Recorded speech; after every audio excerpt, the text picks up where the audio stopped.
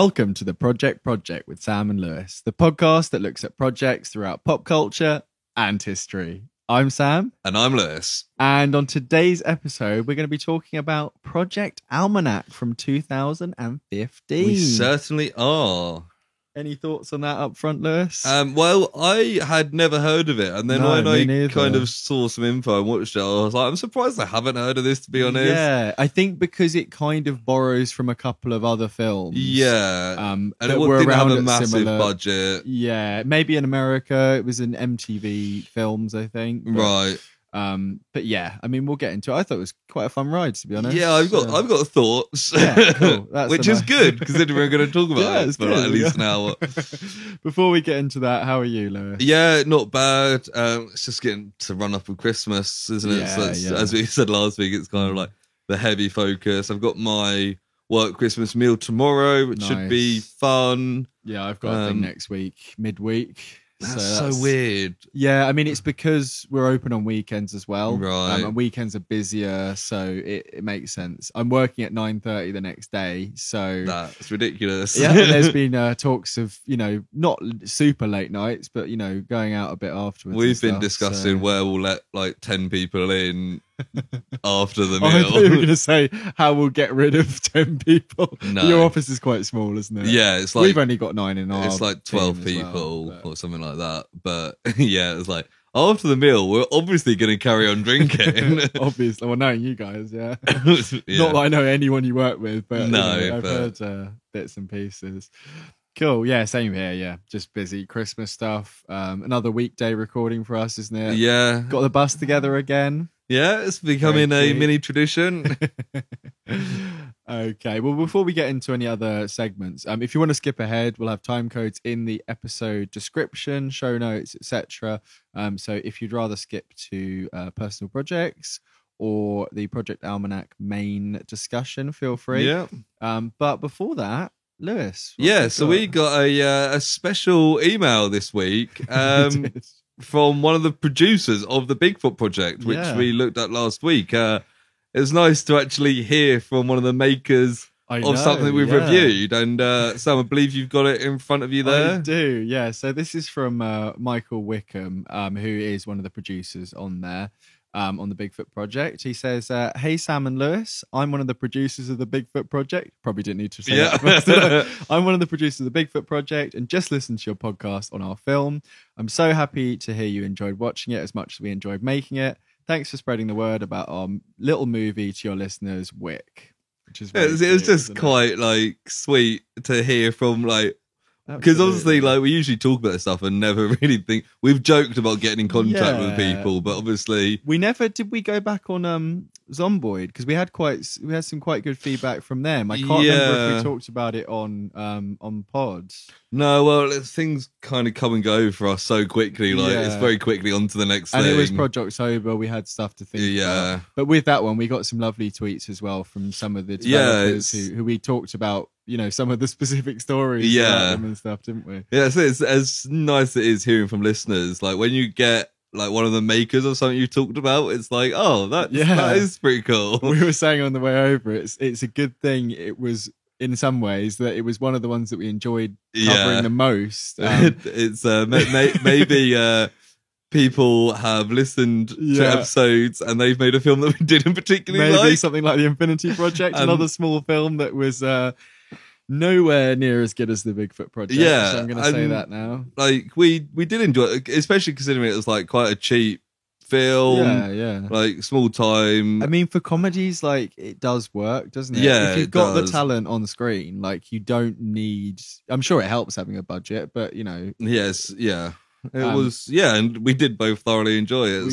Very, very. And you could tell from some of the clips I posted as well. Yeah, was it Mike Wickham? Yeah, Michael Wickham. Yeah, there was a follow-up email shortly after there, about half an hour later, where he just said he links the YouTube channel. He said you can find the Bigfoot sex song there and some outtakes and a little featurette. So we'll make sure to pop that up on social media. Get the word out. It'd be nice to see some of those extra bits. Yeah, because we did really enjoy talking about it. Yeah, so the fact that we were talking about that song anyway, the fact that he just, here's a link to the song. Amazing, yeah, because I I made a little short clip of it just so it would be usable on socials. So some of you will have heard that already. But yeah, we'll link the full thing if you haven't managed to find it yet. Anyway. Yeah.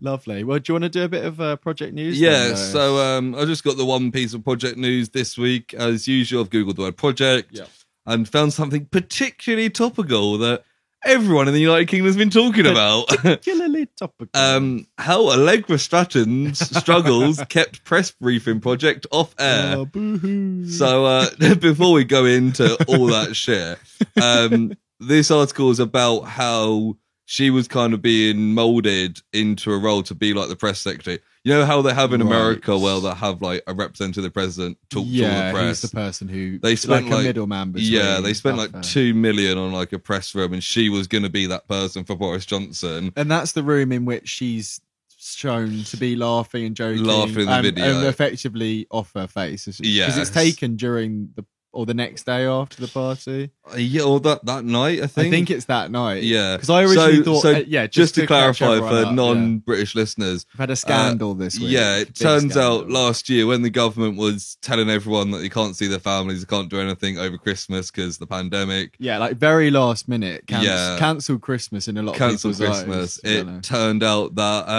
the Prime Minister had a Christmas party. And now the timeline is going back to mid-November, like 5 or 6 events. They had like 3 parties, but loads of like after work drinks as well. Loads of stuff. And they had a quiz that was pre-planned with team names. Yeah, and it turns out this press secretary, there was a video released by ITV of her at like the press brief, kind of like joking about how they're going to spin this, leaning over it like as if she's like she's very drunk, and it's like, oh, we'll say it's like cheese or wine, like is that acceptable? And then it's she like calls it like a business meeting, and she's literally like almost hysterically laughing. And it's like, oh yeah, you were doing this while people like couldn't see their dying parents over Christmas. And then there's like Jacob Rees-Mogg, there's the video from him at the party, like filmed between like a crowd of people, and he's making jokes about how everyone's socially distanced and how like it's changed to metric and it's 2 inches apart and stuff like that. And he even says, oh, it's not like it's going to be investigated by police in a year's time. And it's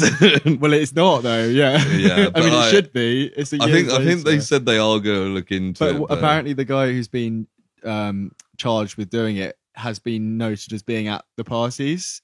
So he's great. He's a real impartial judge there. You know? It's just like it's a real kind of insult to the British public. It's such a slap in the face. And we were talking about it with Amy a second ago, weren't we? Like, if they impose much stricter things, I wouldn't be surprised if like half the country don't follow it. Because like why should you really? You know? Yeah, like I like last year, like it was shit, but like it made sense for it to be locked down. It sucked, but we're in a pandemic. You know, I think everyone that we socialize with, follows things, most of the time. Yeah. We wear masks and, on public transport and stuff like that. But, it's getting to the point, if they told us not to see our families, I think, people that we know and don't know would still go ahead with it. Exactly. Unless you got COVID. Last year was the first year in life I wasn't at my mum's at Christmas because couldn't travel and all that kind of shit. So the fact that they've just kind of said, fuck that. Literally the people who made the rules are breaking it. It's just like, I was talking to someone at work and I was like, you do have to lead by example, at least to some degree. I know people take the piss in power, always do to some degree, but fucking hell, like, So she was being groomed effectively to become. Like, and it was like, so she's what is she at the moment? Well, she was something. She's resigned. She was like a political advisor, was a technical role, but like her history was in journalism. She worked for like the BBC and the Guardian before she took on the role at Number 10. And she had like a tearful public resignation outside her house to like and like part of me is like, well, maybe don't be like part of me is like she deserves to lose her job, but at the same time I think she's being thrown under the bus to save the rest of them. Well, the thing is, like, Boris Johnson's been called to resign by many people. Yeah, even like some Tory backbenchers are like, this is unacceptable. Yeah, because there would have been people who were not involved in all of that, maybe were aware of it but weren't involved. Yeah, who are now being like, you think there's like 200 odd Tory MPs. Like, I hope the party wasn't that big. Well, no, the thing is that one of them was a Downing Street one, so it was Downing Street staff, and they probably had to sign NDAs and stuff. Yeah, but they were wearing Christmas jumpers to work, and they all stayed afterwards. Like, there's multiple accounts of this, and it's so like. Like in a way, if people told me that last year, I wouldn't be surprised. But it's just the fact it's coming out a year later.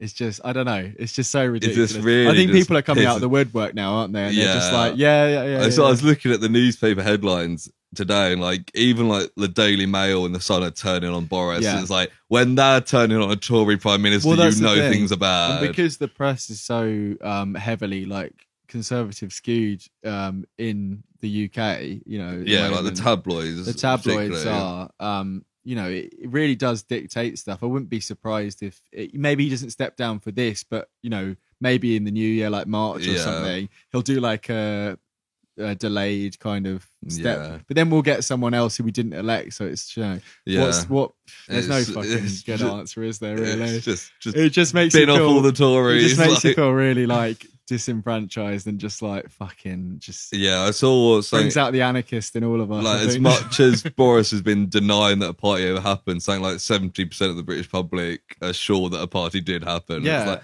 of course a party happened. I mean, we saw like the one of Jacob Rees-Mogg. Like, there's clearly a crowd there. Yeah, it's just like I'm surprised that.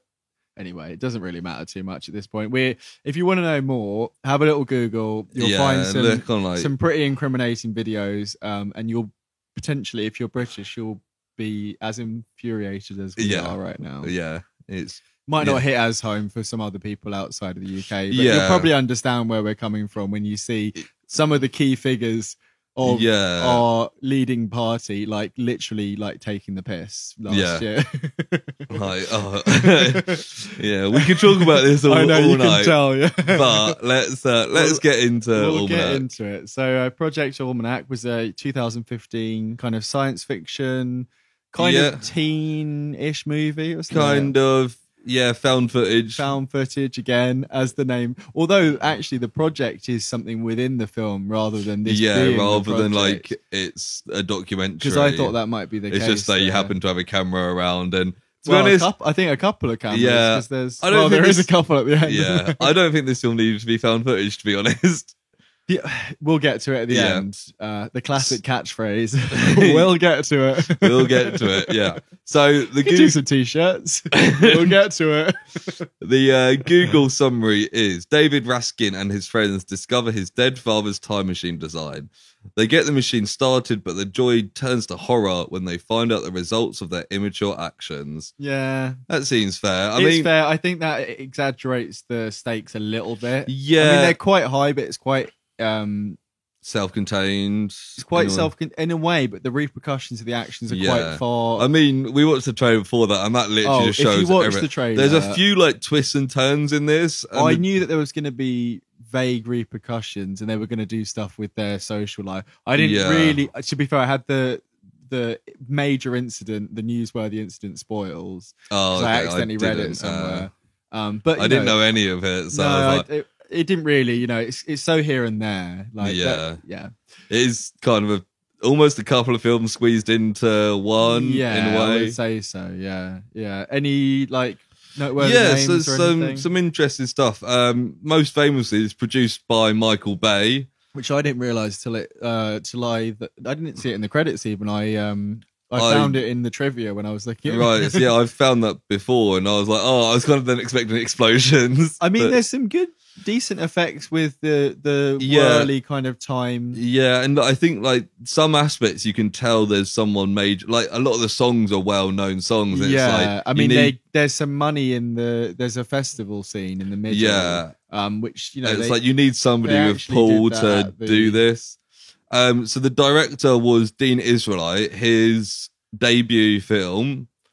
So first thing he's done. Since then, he was. Before then, he was he was assistant director on Battle of Los Angeles, which I don't know if you saw, but it was just kind of a generic kind of action feel. Yeah. But he's since gone on to direct Power Rangers. Oh, right, the newer one. Yeah, like 2018. Okay. I haven't seen it. I heard mixed stuff. Some people liked it. Some. I think I watched it and then kind of tuned out as it was going. Yeah, it kind of went like water under the bridge. Yeah. Some of the people in it. So Johnny Weston plays our main character, David Raskin, who I didn't really recognize from anything, but he is in Taken 3 as his most notable. I think credit. one of the things I saw was that he's like 26 when he's filming. He's playing like a 17-year-old or something. The main girl who Jess is played the one that by Sophia Jessie, Black-Delia.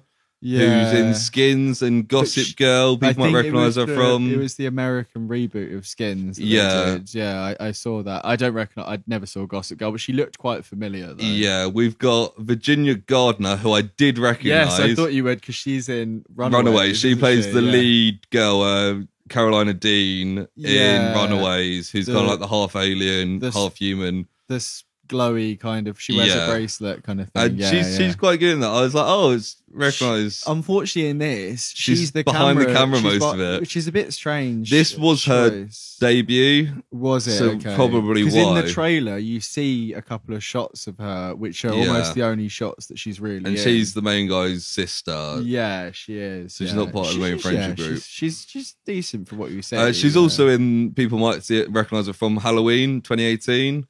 She's in that, which I haven't seen. I have seen it, yeah. I can't remember. Maybe not a major role, considering her other credits. I think she might be, okay. Maybe she probably screams at some point. She might be there's a main daughter in it, but I can't remember if that's her granddaughter. And then one other person who doesn't play a major part in this film, but Amy Landecker, who plays the mum.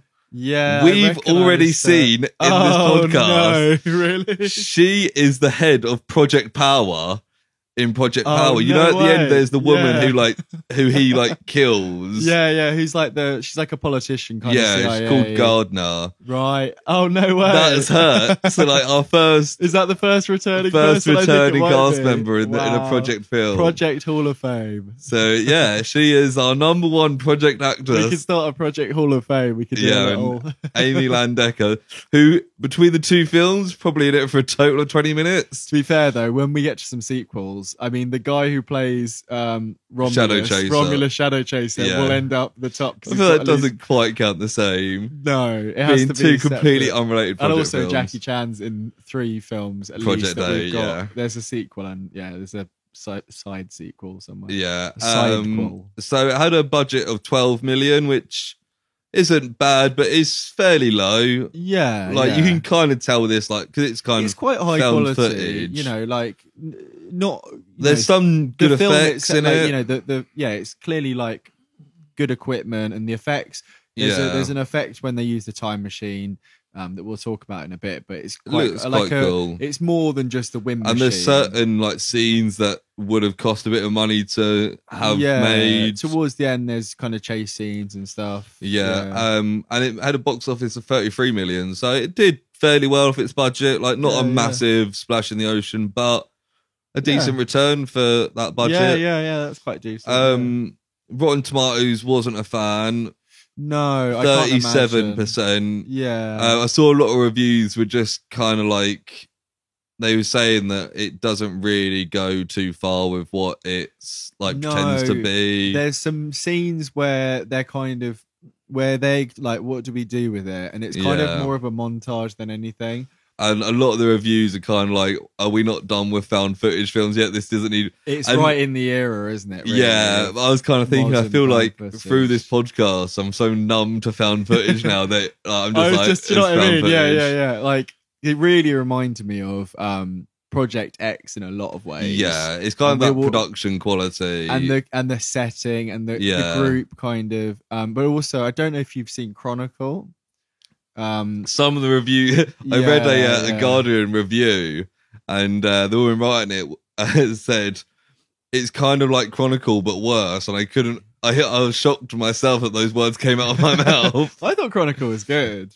I never saw Chronicles. It's really worth watching. It's a decent. Imagine a found footage superhero film. Yeah. Yeah, that's pretty much what it is. But like very base. It's very like this. So I can see why and yeah, finally, IMDb had it as a 6.4, which. It's almost getting to the point where it's not even worth mentioning these IMDb ratings. But then occasionally, when we get something that's really, I mean, yeah, it was worth it last week with Project Bigfoot that was way underrated on IMDb. Yeah, and then like 4.7. Yeah, it's interesting seeing how we compare. It just makes me not want to rate things 6 and 7s because it falls into the same category. So yeah, getting into the film, it opens with David, our main character, and his two friends, Adam and Quinn. And he's applying for MIT, which is like top science university in America. Massachusetts Institute of Technology. There we go. And yeah, Adam and Quinn are kind of system, and he's built like this drone thing. Yeah, that's right. Yeah. It's like... So I'm not even looking at my notes here. Here we go. He's got like sensor dots on his hands, and he can basically control the drone with his hands. Yeah. It's pretty cool. It's quite cool. It's a little bit like... I don't know. It can seem a bit pointless, really. Like, I guess that it's showing that he can do it rather than it being. Yeah, and like he is like 17. So it's almost like what was it? Kinect, the Xbox thing, and it's picking up dots. Or like a PlayStation camera, and like he kind of flies the drone about, kind of speeds it forward and back, and then he flies it outside. Yeah, and it's being controlled like through his phone. Like there's an app on his phone that he's created that kind of does it, and then he gets a phone call, loses signal to the drone, and it just like crashes to the ground. Yes. But he's like, that was a successful experiment, kind of showed what he can do. Yeah, because it goes out of range and then just crashes down and breaks. Yeah, it can go up like 250 feet or something. Yeah. Yeah, so then like he's waiting for, there's like a shot, someone's holding I think it's his sister.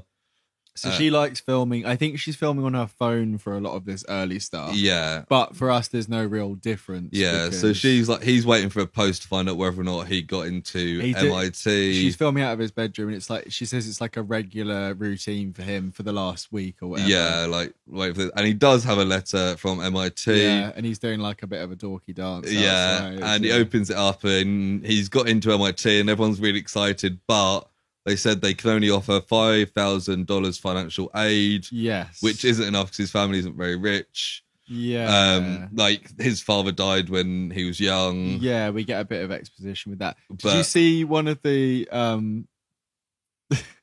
not to poop on the film too early, but one of the trivia things was that apparently MIT will pay scholarships for if you earn under a certain amount as a household. So as a single parent, I think they would have got it anyway. So probably. It's like, this defeats the point of the whole film. And I'm like, that's fine, like, for this point. Yeah, and he kind of seems like, I think it's like $40,000 he needs. Yeah, he's quite like, he's pretty devastated because he was hoping to not just get in, but have the scholarship too. Yeah, and then they're like at school. Yeah, I'm just going to say very early on here, so I started getting the same loop things from Project Infinity. And because I knew it was vaguely a time travel film, I let it happen for about 10 minutes because it was also found footage. And I literally went, no, because it started not making sense. It was literally in this bit, and then it flashed back to the bit of the drone falling out of the sky. And I was like, hang on. And then there was a bit at school, and then it flashed back to another bit. And I was like, this is too early for it to be like this. And I checked, and I was using the same website, totally legal website that I used for the Infinity Project. And you paid $3.49 for it on Amazon. I did, yeah. It was Bamazon, yeah. And then I found another one, which was Betflix, and that one didn't have the issue. Maybe so I caught using Bamazon. So I caught it 11 minutes in. Luckily, that's a relief because otherwise I would have just gone ahead with it, to be honest. Because it's found footage, and there's a couple of bits with slight glitches and stuff. Yeah. Anyway, I thought I'd get that out of the way early on. I've got a note here saying his friends are pervs, so they keep like filming like all the girls. There's at lots school. of like leg shots and but also like stuff. You got various people at school like congratulating him for getting him to MIT, like his teacher and stuff. And he's kind of like reluctantly saying thank you because he knows he can't afford to, and he might have to turn it down. He's like a handsome nerd guy, isn't he? Yeah. Like, he looks like a model, but he's got like little wireframe glasses. Kind of thing. Like, the two friends are typical kind of nerdy friends, a bit like a Project X kind of thing. And like one of them, Adam, is like a smart guy, but Quinn's a bit of an idiot. Quinn, but they've been Quinn friends. Is in some. Have you ever seen the Goldbergs? You might have seen it advertising. Yes, I actually wrote down set in the 80s. Yeah, that's he's in but yeah, they've been friends since they were like little kids. Like, we know they're both at his 7th birthday. Yes. But yeah, anyway, they then like, it's kind of that school, like his friends being pervs, him being disappointed. They get home. We see at that point the girl that he fancies, Jessie. The girl that David fancies is like around, that he's got a crush on her or whatever. Yeah. And there's some. They're kind of like, he's like longfully looking at her. We get a bit of setup for that kind of thing. They get home and see a for sale sign outside the house. Yeah, I was really confused because I thought like they went to the wrong house or someone like I was thinking like already. No way did you get a sign up that quickly. Like, well, realtors in America, it's like a dog eat dog kind of situation. Basically, his mum's planning on selling the house so that he can pay for MIT. And it's kind of the house he's always lived in. That like his memories of his dad and stuff. So he's kind of a bit upset about it. Yeah, which is understandable. But he realised there's another scholarship he can apply for. Yes, he needs to show a little project, doesn't he? He does say project. We're not just adding that in. And like, he goes up to the attic with his sister Christina. Yes, who they call Chris. Chris, that's right. Who's the one from Runaways? And they like looking around because his dad was a scientist. Yeah, so I think the shot is, he's up in the attic kind of sitting looking around at stuff. She comes up with her phone and she's like, oh, you're brooding, because spoilers, we see this again later on. We do. And he's like, oh, I'm just looking for old projects to see. Basically, he's a little bit cheeky, really. He's going to try and get one of his dad's old projects. I think he actually says he was more looking for like ideas or something he could take and do his own thing with. Yeah, they find like a really old video camera and they're like kind of surprised they even own a video camera. Yeah, they didn't seem to have any knowledge of it. Despite, I suppose it was in their maybe it was only used by the dad. Maybe, and they find it and it plays a video. And it somehow plays. The battery would long be dead. But it's a video from his 7th birthday. Yes. And they're kind of like reminiscing, but then they see somebody move in the background in a mirror. And he's like, wait, let's go back, and kind of freeze it. And he's like, that's me, like current day me. Yeah, this is quite cool. I was like that. I was kind of, I'm kind of digging this. Yeah, because it's. Have you ever seen Signs? No. So there's a bit in Signs that's similar, not in terms of time travel, but I don't really want to spoil it for anyone who hasn't seen it. But it's an alien film, and towards the end, aliens are around, and there's a bit where I think it's Joaquin Phoenix is watching some news footage of an alien thing on TV, and it's at a birthday party, and it's like an alien going past like the window, and he like pauses it and goes back, and it's very similar kind of setup. Sounds pretty much the same. Pretty much exactly the same thing. And actually they joke, one of the kids at school later says, oh, did he find an alien at his birthday party? So I think it is a direct reference. Yeah, they reference a lot of other films in this. They do, yeah. He's then showing Adam and Quinn this video, he shows them, and they're quite skeptical, but then he's like, I'm literally wearing the same shirt that I've got on now in this clip. He manages to zoom in a little bit later, doesn't he? He kind of gets the digitized version of it, and he zooms right in. And they're like, oh, there's a mark on it and stuff, which comes so then they're at school again, like watching this video, being like, what the fuck? And then he like goes to look in his bag for something, realizes he's got the wrong bag. Yeah, and it belongs to this Jessie girl. Is this something that's ever really?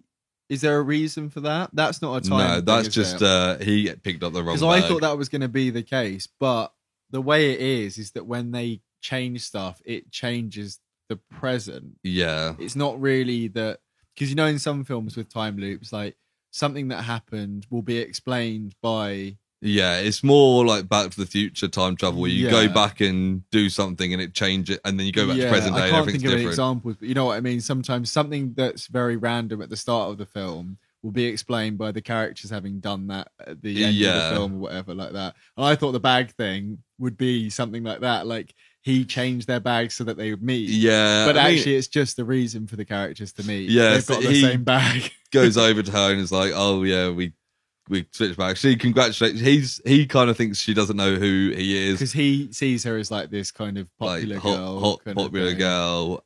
But like she knows who he is. She congratulates him on getting into MIT.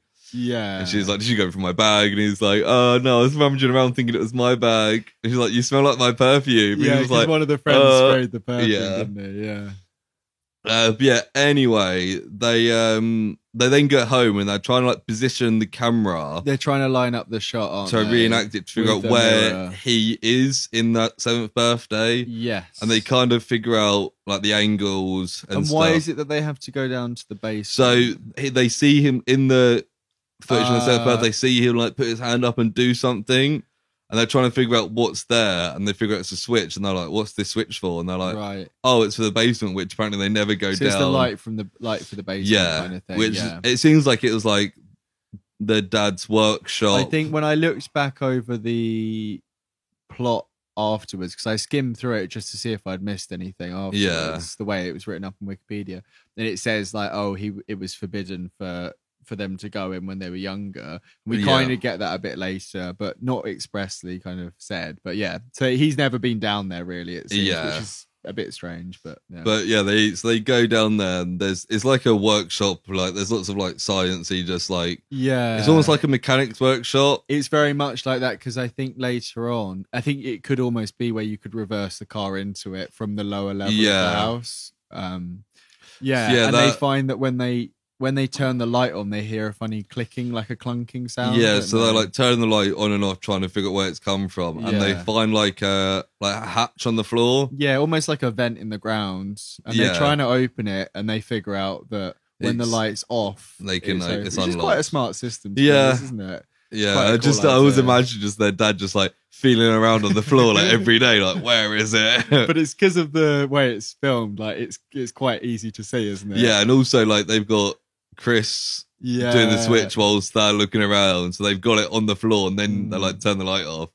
And anyway, in there it's like a tiny little hole, and there's a box in there. Yeah, that's kind of like glass exterior and like some mechanisms inside. The outside box is more like a first aid kit. Oh a clunky kind of almost like a lockbox kind of thing. Kind of like a big like lunchbox, like thick lunchbox. But it looks heavy, almost like a car battery, but like a reinforced kind of thing. And they open that up, and within that is a couple of bits and bobs. There's like military stuff. It's from DARPA, which is like Defense Research Program stuff. And then there's this glass box, and they say it's Project Almanac, which is the title of the film. And what is it? Temporal. Yeah, there's blueprints for a temporal relocation machine, and Quinn's like, "What's that?" And Adam's like, "It's a time machine." Like, I can't believe it. It's a time machine. I was like, I feel like even like if you're a moron, you can figure out a temporal relocation is a time machine. Temporal. I mean, we watch like sci-fi, I suppose. And then there's a bit where they're like, "We can't build this, can we?" And one of them's like, "Did we already build it?" Oh yeah, no. Quinn literally was like, "We've already built it. Like we've seen the footage." And it's like that's a fair point actually. Like the only reason they've down there is because they've. But they don't have to, because we see shortly that they can change things. Yeah. Although there is a question of, I guess, free will to get really deep on it, because of the way it ends. It's kind of a. I don't know if it's grandfather paradox or whatever, but because once they'd seen the footage, I guess it kind of convinced them. If we've got time, we might be able to go over some of it afterwards. But. So they go to the shop to kind of pick up supplies. They could follow the blueprint to build this time machine. Yeah, and they're getting different capacitors. And I think it's Admiral Quinn is like, well, one of the things we have to do is you have to kill Hitler. That's like one of the first rules of time travel. And then they like start building. There's like a montage with like a kind of I think kind of at this point they're less trying to build the time machine, trying to get the little box working. Yeah, because they realize they need to get the little. It's almost like a graphics card or something, but like in a little glass box. And they're trying to get that on, so they basically get loads of different batteries, line them all up in a big circuit, and there's kind of a montage of them doing that. And then they get to the point where they can kind of turn it on, don't they, for the first time? Yeah. So they flick it on and nothing's really happened. And then one was like, oh, Chris, look at your hair. Yeah. And her hair's like sticking up like... All like static-y. Yeah, like the typical like touch an electrical thing and it's just kind of floating like up. The plasma ball thing. Yeah, and then like everything starts shaking. Yeah. And like the machine's starting... It seems like it's doing stuff. It kind of eventually like shorts out. All the batteries like blow up and stuff, and they're like, "Well, it did work for a bit. We just need like more power." Yeah, and then David picks up the hammer, and there was a hammer and chisel on the side of like fused together, almost like a Soviet sickle. And the hammer and sickle. But yeah, they've kind of like one's gone through the other, and they're like, "Holy shit!" They're like, "This is something," and then they figure out, don't they, that it's old, outdated technology from, I think, even pre. So it turns out it's 2004 when the 7th birthday, when their dad died or went missing. It's a bit unclear, isn't it? But anyway, I think the technology for that is older almost, because they need like an old computer monitor, and they find like a plug that's an old plug or something, don't they? Yeah. They realize it comes up with like code on the screen. They need a graphics processor, don't they? Yes, they take apart an Xbox. Do you think Microsoft had anything to do with this? Because there's a couple of shots of the Xbox logo. Quite possibly. It might be a little sponsorship thing. It's a little bit like a Sony bio in a Sony film kind of thing. But yeah, so they take apart this Quinn's Xbox. It's Quinn's, isn't it? Yeah. And he's like, "Oh man, my Xbox." Then they also like then like make this app on their phone that essentially is a controller for this time machine. It's very quick. Like Adam suddenly just got this controller, like with like numbers like that you scroll through. It's very like Back to the Future, actually, isn't it? With the scrolling numbers almost. Yeah. And then they're like sorting out the power, and there's like a bit of a montage. There's another montage with like upbeat indie advert kind of music. Yeah, of them kind of getting this all together. And at one point here, David says about any more than 3 weeks back, he's calculated somehow that they'll get stuck if they go back. Yeah, I think he's saying Don't know really why the power it takes to send them back and then bring them back to modern day. It's very just like, how the fuck would he know that? Like, that's like getting to quantum physics and stuff. Like, you know, he's smart, but like, yeah. Do you know what I mean? It's fine. It works for the film. Yeah. And then later on, he's like, I've extended it to 10 years. And it's like, okay. Sure.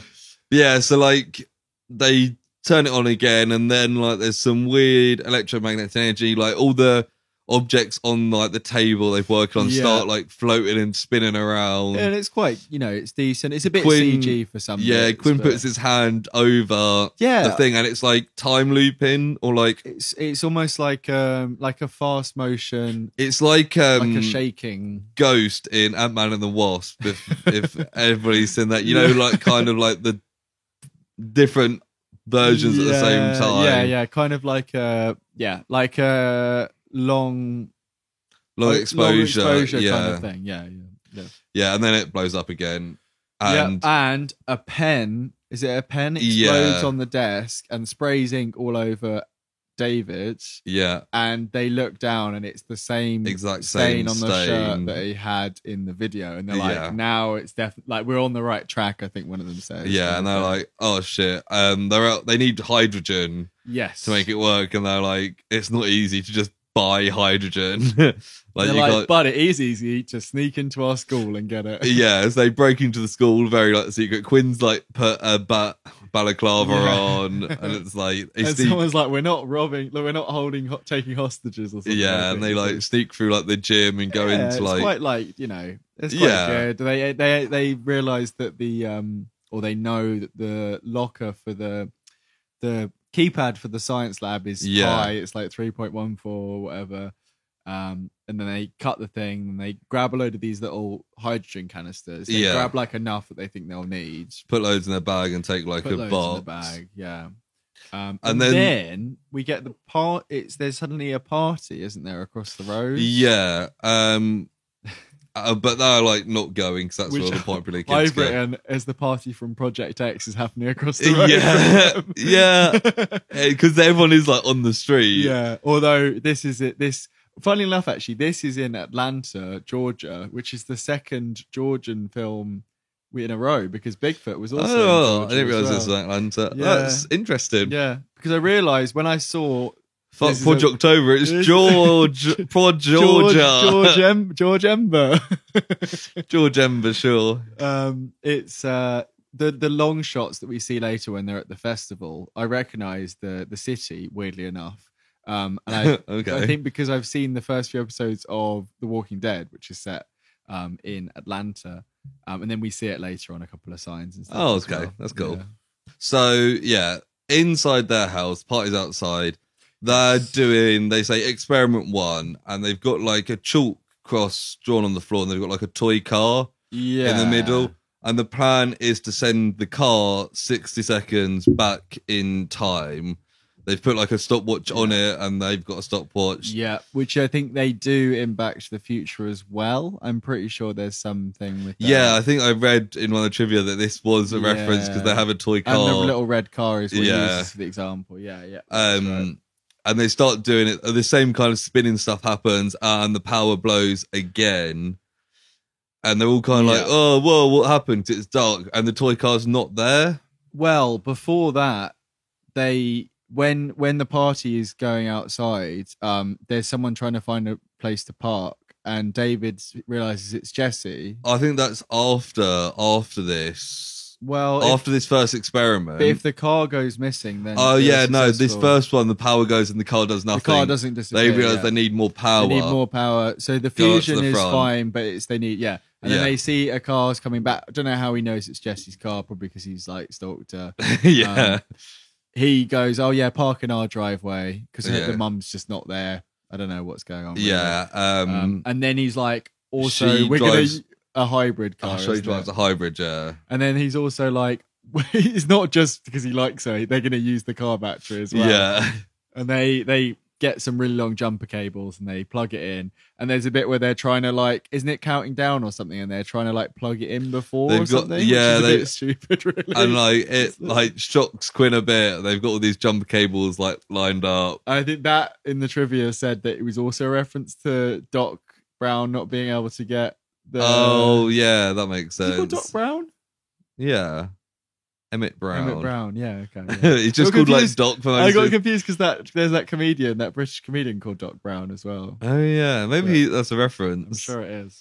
But yeah, so they try again. This time, like the camera like spins, and this one's a bit like more freaky. Yeah, and Chris has to like run up and grab the camera, and I'm thinking, oh my god, something's gonna happen to her. And she runs up and grabs it, and then we get to see the proper perspective.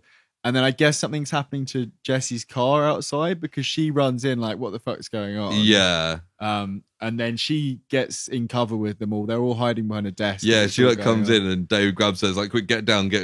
Yeah. And there's like loads of shit happening and the car's like phasing in and out a little bit, isn't it? And then the power goes again. Yeah. And this time's when the toy car's gone. Yeah, it's gone. And they're kind of looking around. Oh yeah, this is quite cool actually, yeah. Yeah, this like the effects of this bit, I was like, this looks pretty good for like what it is. Because they can't find the car then, and then it's stuck in the wall. Yeah, so they get like the lights back on. And they had a camera on it, didn't they? Yeah. And they watched the camera, and then it was filming them in there the whole time. Yes. Because there's a clip of their conversation when they were setting up.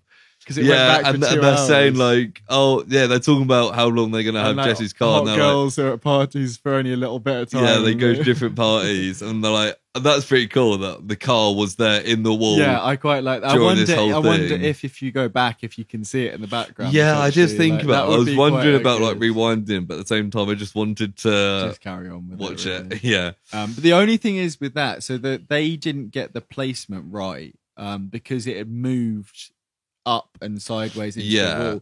Is that something they address? I think kind of, and they say that it's actually gone back 2 hours, not 60 seconds. So it's been there ages. Which is that addressed as well? They just make it more accurate as they go, kind of thing. Yeah, and like we'll get to it soon, but like it goes from needing a car battery to be able to fit inside a backpack. Like they make lots of like leaps in like science. Yeah, I'm pretty sure that's my next note here. David is making it fit into a backpack. Oh yeah, and then they like in like the cafeteria. Yes, doing all these plans, and Jess comes up to them and she's like, so guys, like, what are we going to do about this time machine? Yeah, she's just like in on it now. She was there, so like they can't hide it. And she's like, obviously, I want to know about this time machine. And she's like, let's send us, because they're talking about like sending bacteria or Quinn like says a about mice. getting a mouse, loads of white mice from a pet shop. And she's like, you need to send us. One key detail we missed from the start, the video, is in the video when it's 7th birthday, he's holding like a weird keyring with like a ballerina hanging off it, and they get all their keys out, and they're like, this isn't any of our keys. And they don't realise. And then when Jesse's having this conversation, she has her keys in her hand or something. Yeah. And it's David's got the like, what's that? And he has this, it's a second kind of, or third, like confirming they're on the right path. Yeah. To him anyway. Not that. And he's basically like, I think he takes that as confirmation that they. Yeah, they then show her the 7th birthday footage, right, because you know, and they're like, look, that's me holding your keyring at my 7th birthday. Yes. So they decide that the 5 of them are going to go back 24 hours. Yeah. See, this bit is interesting because it's their first. Yeah, they go to like an empty like car park or something. And David says something about, he says it a couple of times, about the oxygen and nitrogen could catalyze. Yeah. Which means that it could explode. They could explode, sorry. Yeah, so he's like, don't hold your breath. Yes. He says, but don't also, hold your breath. I mean, this is like, it's very, at this point, it's quite like nervy and like, these are the he also says like, keep your eyes shut because the UV light could blind you, and like keep your body loose because of the impact. But it's like, I feel like they kind of just don't do that later on. Maybe they do. Maybe they do, but they don't think it's worth mentioning. Yeah, they're all pretty like scared about this. Yeah, because they all go there together. Like what is it? Five of them. At this point. So we've got David, Quinn, Adam, Chris, and Jess. Yeah. So the 3 boys, the sister, and the new girl. Yeah. And they do it anyway. They all agree, and they press it, and they're all kind of huddled together with their hands on each other's shoulders. And then they get like this, like, so they've got a camera like placed like 20 feet away from them. Yes, that's right. To see what happens. And there's like slow mo, and like the winds all going round. It's like a big kind of wind machine whirlwind. Yeah, the car alarms, because I think Jess drove them all there. She did, I think. Yeah, and like her car alarms going off. It's all getting quite like hectic. And then like the camera gets knocked down from the wind, and like you don't really see much. You just know like shit's happening. Yeah, and when they all kind of come to, they're all kind of lying on. Well, but at first I think you only see David because he's the one on camera. Yeah, and he looks quite like fucked, like almost like I think battered, like he's been dropped. What's it? Jessie has got like she can't hear at first. She's got like which is another thing. Like, I don't know if they perfect it or if it's just they let go of the consequences later, or they just get more used to it or know better, I suppose, how to travel better. When David starts doing it more later, like he does look a bit fucked. Yeah. But yeah, they're all in different places. Like they all... like Adam's like over in a bin, or is it Quinn in a bin? Quinn's in the bin. One of them. Quinn in the bin. And they realise that the car's not there. They're like, oh shit, like we have maybe done it. So like they run off to try and find some proof that they're in the Quinn's past. house is the nearest, is there? Yeah, so Quinn's like, oh, I've got an idea, and they go to his house, go up to his bedroom. It's so like risky, this. Like they take it so light-hearted until something Yeah, and they're just going into his house and they're trying to be quiet, but I'm like, it's like 5 people sneaking into like a teenage boy's room. Yeah, and they see him asleep there, and they're like facing the other way. And Quinn's like, oh, I've got an idea, and he references, is it Time Portal, the film? Time Cop, maybe Time Cop. Yeah. Basically, what he does, like on his like sleeping body, he gets like a pen and draws like a smiley face on the back of his neck. This is quite a cool. It's shot, quite cool because like, as he's drawing it's appearing on the back of his neck. It's quite cool. Which also made me think: has he just not showered in the last 24 hours? Yeah, maybe. Yeah, that's true. Well, teenage boy. He's no, nothing to say about that. And then what happens? It's quite a cool effect. Oh no! And then he turns around and wakes up. He wakes up and kind of spots them. Yeah, and they both like start glitching and like they're both flicking in and out. Like they talk about it as a feedback loop. Afterwards, and they're both. I guess it's like a weird, like you remember that happening kind of thing. Yeah, I think they mentioned like looking into your own eyes. Yeah, causes like an issue. Because if you think about it, like. it's effectively you are receiving memories that you should have already had. Yeah. And it kind of freezes you. You're getting memories from the past. You're making new memories that happened 24 hours ago. Yeah, so I suppose that's what so they grab Quinn and like they get out. Pull him, which doesn't really, like, surely the other Quinn would chase him. But I think he's like half asleep. Yeah, I suppose so. But the dog, a dog in the neighborhood does start chasing them. Yeah, they're like running, and as he's like getting, they're like, "Quick, let's go back."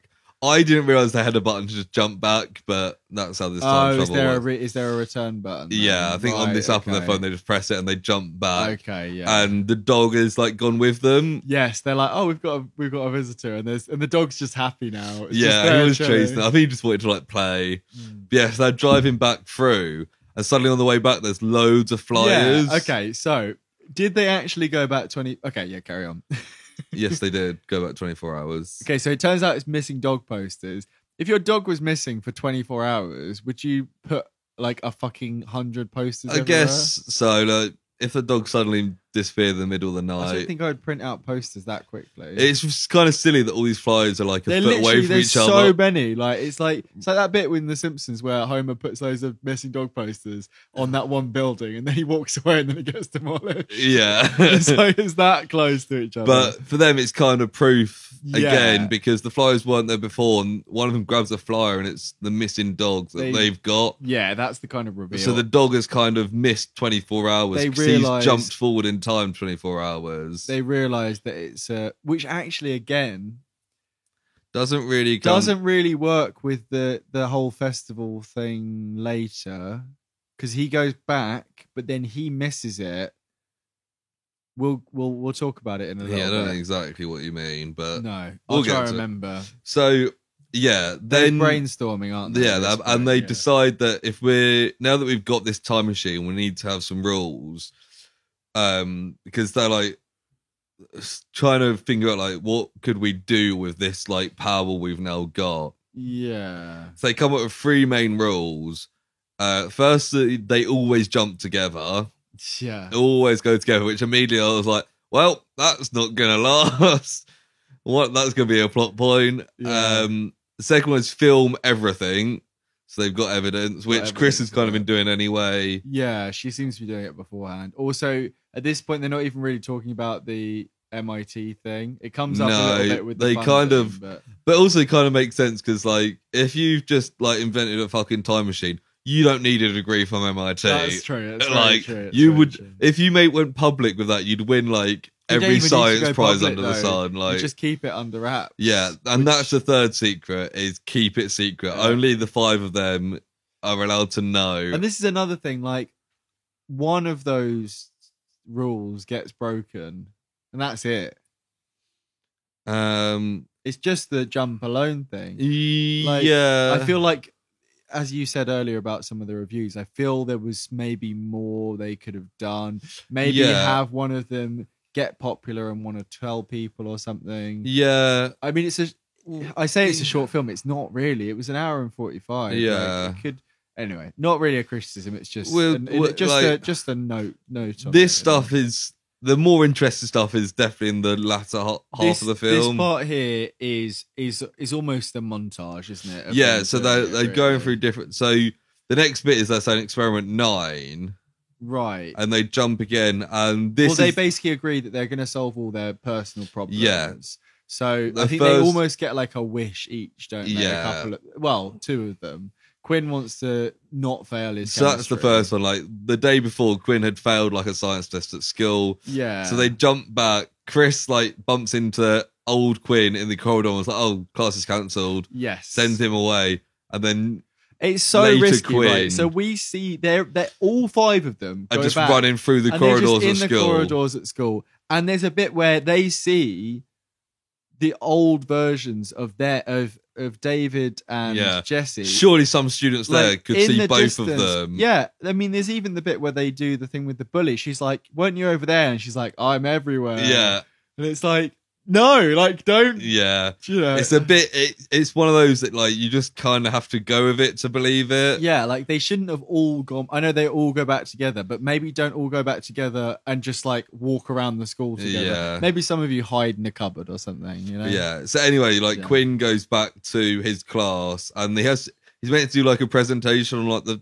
It's like periodic table. Yeah, like what are the first 10 elements, and he does it. He's learned, and then the teacher is like, asks something about silicon, and he doesn't know. Yeah, and the teacher's like, it's about comprehension, not memory. Yeah. So they go back. It happens a couple of times. They try it again, and he's learned facts. Then he asks him questions. He says the thing about silicon, and then he asks him something else, and he's like, yes, it's comprehension, not memory. And then they go back again, and this is when they see themselves, and like they spot Jess walk past David, and he kind of turns around, and she's like, "Were you looking at my ass?" And he was like, "Yeah." I quite liked how he just admitted it though. It's quite like you'd think it'd be like, no. But yeah, this time Quinn nails the test. Yeah. And he's kind of like, take that, Lou. The teacher's called like Mr. Lou. Or maybe his first name is No, Lou. Later on. I thought his first name was Lou, but later on, we find out it's Mr. Lou. And then they go back and they're all celebrating. They're all like cheersing like bottles of beer. Yeah, it's probably like root beer or something. Yeah, I don't know. It looks like beers. And I'm like, these guys are supposed to be like 16 or 17. Yeah, well, Project X is across the street. Yeah. Then they do Experiment 14, which is going to solve Christina's problem. So they've gone from 9 to 14? Yeah, they don't show all of them. Oh, 9. They did multiple 10, 11, 12, yeah. 13, maybe. Yeah. Okay. I didn't count. I think they do jump. They don't show every experiment. Some of them might just be like, oh, maybe just to like test out the limitations and stuff. Potentially, I wasn't paying any attention. Yeah, anyway, Chris gets bullied at school. Which we see earlier on because she had like wet trousers, like stained trousers. Basically, because we don't really see her. It's all first person for her. Yeah. They comment on it and she says like, oh, but Sarah, like, whatever. This other girl like knocks a drink onto her and's like, wet. And then they wet. They see that like down the corridor. And then as she like comes up to the present group, she has like 2 massive cups and just pours them over her. Yeah, like big slushy drink. Yeah. And she's like, what? You were like just down there, and that's when she says, "I'm everywhere, bitch," and kind of walks off. And then they were like celebrating. They're like, "Yeah," and it's like, that's a bit I guess lame. you kind of got her, but also like you've kind of put yourself at risk, and also like you're just bullying her back as well, didn't you? So then they try different. They're just trying different things. Yeah. They go back and they see like the lottery number. Like this, they're doing it as if it's like a heist, aren't they? They're but this is like I was thinking like. This is probably what most people would do with this technology. Yeah, it's all this bit's fairly real. Like they write down the lottery numbers, go back, they figure out it's like $53 million. Go back a day, buy the ticket, and then come back and go to collect their money. And then was like, oh my god, you've won 1.8 million. It turns out Quinn wrote one of the numbers wrong. Yeah, so no, they wrote 5 out of 6 numbers. Yeah, and for some reason they're like, we can't go back again. Like, I don't want to win the lottery twice. And it's like, you should just go back and win the full amount. Like, it's so silly. But then it's enough to do stuff, but just not everything they had planned. Yeah. But it's enough to like save David's mum's house. Yeah, there's quite a cute bit where he gives her the check, and then she's like, oh, and they're hugging and stuff. Yeah. And what is it? Quinn takes most of it, does he? For some reason. No, I think they split it evenly. But he's the most like big spender. Yeah, because he turns up to like a Maserati dealership, and the guy's like, "Oh, sorry, sir, we're like quite high end," and he just has like this bag and just pours the cash onto a table. And what does he say? I could have got like 50 Fiats or something. He's like, I could have got like 50 Corollas for this. Yeah, Fords, yeah. And he's like, oh, 1 Maserati. And then later on, he comes along like with a big like food festival. Yeah. But at this point, I've just been like, they're just like enjoying life right now. And I was like, yeah, it's pretty like realistic. The thing is, they didn't. So they got 1.8 million overall, did they? Yeah. It's not that much each. I suppose it's enough to go on a bit of a spending. It's like 360 grand each, isn't it? Which is enough. But he's bought like a Maserati. That's surely that's probably like 100k, isn't it? Yeah, so I guess it's like a third of his money. Yeah. And they could do it again. Like, yeah. If they wanted to. Yeah, then it's experiment 16. So 14 was fighting the bully. 15 was the lottery. 16 is this one. Yeah. That's how numbers work. Yeah, and they're testing. Oh, we did see a shopping spree. Chris orders loads of clothes and she's like, yeah, and she's like, she's spending her money on she's clothes. Like, just happy in the basement, like, yeah. So they're like testing the power to see if it goes back further. Yeah, they get a new power source. I'm not really sure. I think this is the bit where we see David and Jesse having a bit of like, they're getting a bit close. Well, she's quite like, she's more flirty and he's quite like awkward about it. Yeah, like she kind of glows closer to him and he like leans past her to grab something. It's kind of like he doesn't believe it, so he's just trying to play it cool sort of thing. Yeah, and he basically says, yeah, he's working on this new power source. And he says a name, and she's like, "You just made that up, didn't you?" And he's like, no, it's a real thing. He also then explains to her that his dad died in a car crash after leaving his 7th birthday. Right. So that footage they've seen was literally the last time he saw his dad. Yeah, because they say something about that at the start, but I missed that because I wasn't sure if it was something to do with I thought maybe it was going to be that he like time traveled away or something. Right. Yeah. But no, that's not it at all. So then we get to the bit at the school and like suddenly we see this Maserati driving in and there's like 10 like food trucks behind it. Yeah. And it's Quinn who's like hide all these food trucks. Just to be like a cool guy. And driven in and like everyone's like cheering and going, Finn. That was funny. And he's like, they say Finn, and then Quinn's like, yeah, Finn. And he's like, this is the best day of my life. And he's just like, guess it's Finn now or something like that. Yeah. But then, like, David pulls them together and he's like, right, meet me 6th period under the bleachers. Yeah, like they all go. He does a toilet break. Yeah, he turns out he's been doing like his own stuff, which you don't see. The power stuff, as well, but also arranging this stuff for them. Yeah. Which we then find out because actually earlier on we got a shot of Chris being shown some sort of party on her phone. Yeah. And they're like, oh, it was so good. You should have been there. Yeah. And we don't really, it's like a crowd, like a rave kind of thing. Yeah. We don't really know what it is. But yeah, anyway, they're under the bleachers. They jump back 3 months, which is quite a significant time. And they're at Lollapalooza. Yes. Which I have to say I've spelt about 7 different ways in here. I've got it in How here. do you spell Lollapalooza? How many L's and shit are in there? I've got LOLLAPALOOZA. Yeah, sure. Which hasn't been auto-corrected on my doc, so maybe you just nailed it. Yeah, anyway, they're like in the crowd and they're seeing Imagine Dragons. Yep. Imagine Dragons. Playing Radioactive, of course. And I was like, either they brought a camera into Lollapalooza and actually filmed it, or... No, I'm pretty sure it's that one, but yeah.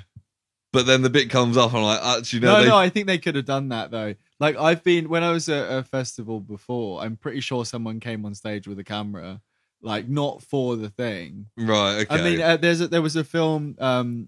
you know the guy from Inbetweeners, Simon from Inbetweeners? Yeah. There was a film called The Festival, which was like a comedy film after Inbetweeners finished, which I've seen bits of on TV. It's kind of that kind of vibe. And that was filmed at a Glastonbury, I think. Right, okay. And maybe another festival, Isle of Wight as well. So they filmed a lot of it there. Okay. I don't know about the crowd stuff. I wonder if they spoke to Imagine Dragons about this. Well, the part where they come out onto stage, which we'll get to very shortly. Yeah. I think that might be a different band, but I don't know. Yeah, that is that's some band. Other guy. I don't know. So they enjoy Imagine Dragons a bit, and then David said that he's got these VIP passes for them. They're like, oh, how'd you get that? And he's like, 3 months from now, they're like £5 on eBay, and I was like, yeah, that's quite smart. Actually, I was like, I like this, and I was like, I was thinking all this time travel stuff. I was like thinking like, oh, what would I do? And I was like, I wouldn't even fucking think of that. Because part of it is when they're brainstorming. Jessie goes like really stereotypical. She's like, I think she says, "Oh, I'd love to see Biggie and Tupac." It's like you're just trying to make us seem like the cool guy. And then she also said she wants to go to Woodstock. That's it. And when they arrive, he's like, "It's not Woodstock, but like it's something." Yeah. And they're having like a nice time. And they're all like, "David, like you fucking nailed this." Like, and it's quite nice, like having not been to festivals for a couple of years now. Like it's all it's a bit American. Like there's water slides, and they all got bikinis somehow. I don't know how they managed. But so this VIP passes take them backstage. And they're kind of standing like behind the band, and Dave was like, "Wait for this bit." And the lead singer goes, "This song goes out to Jess."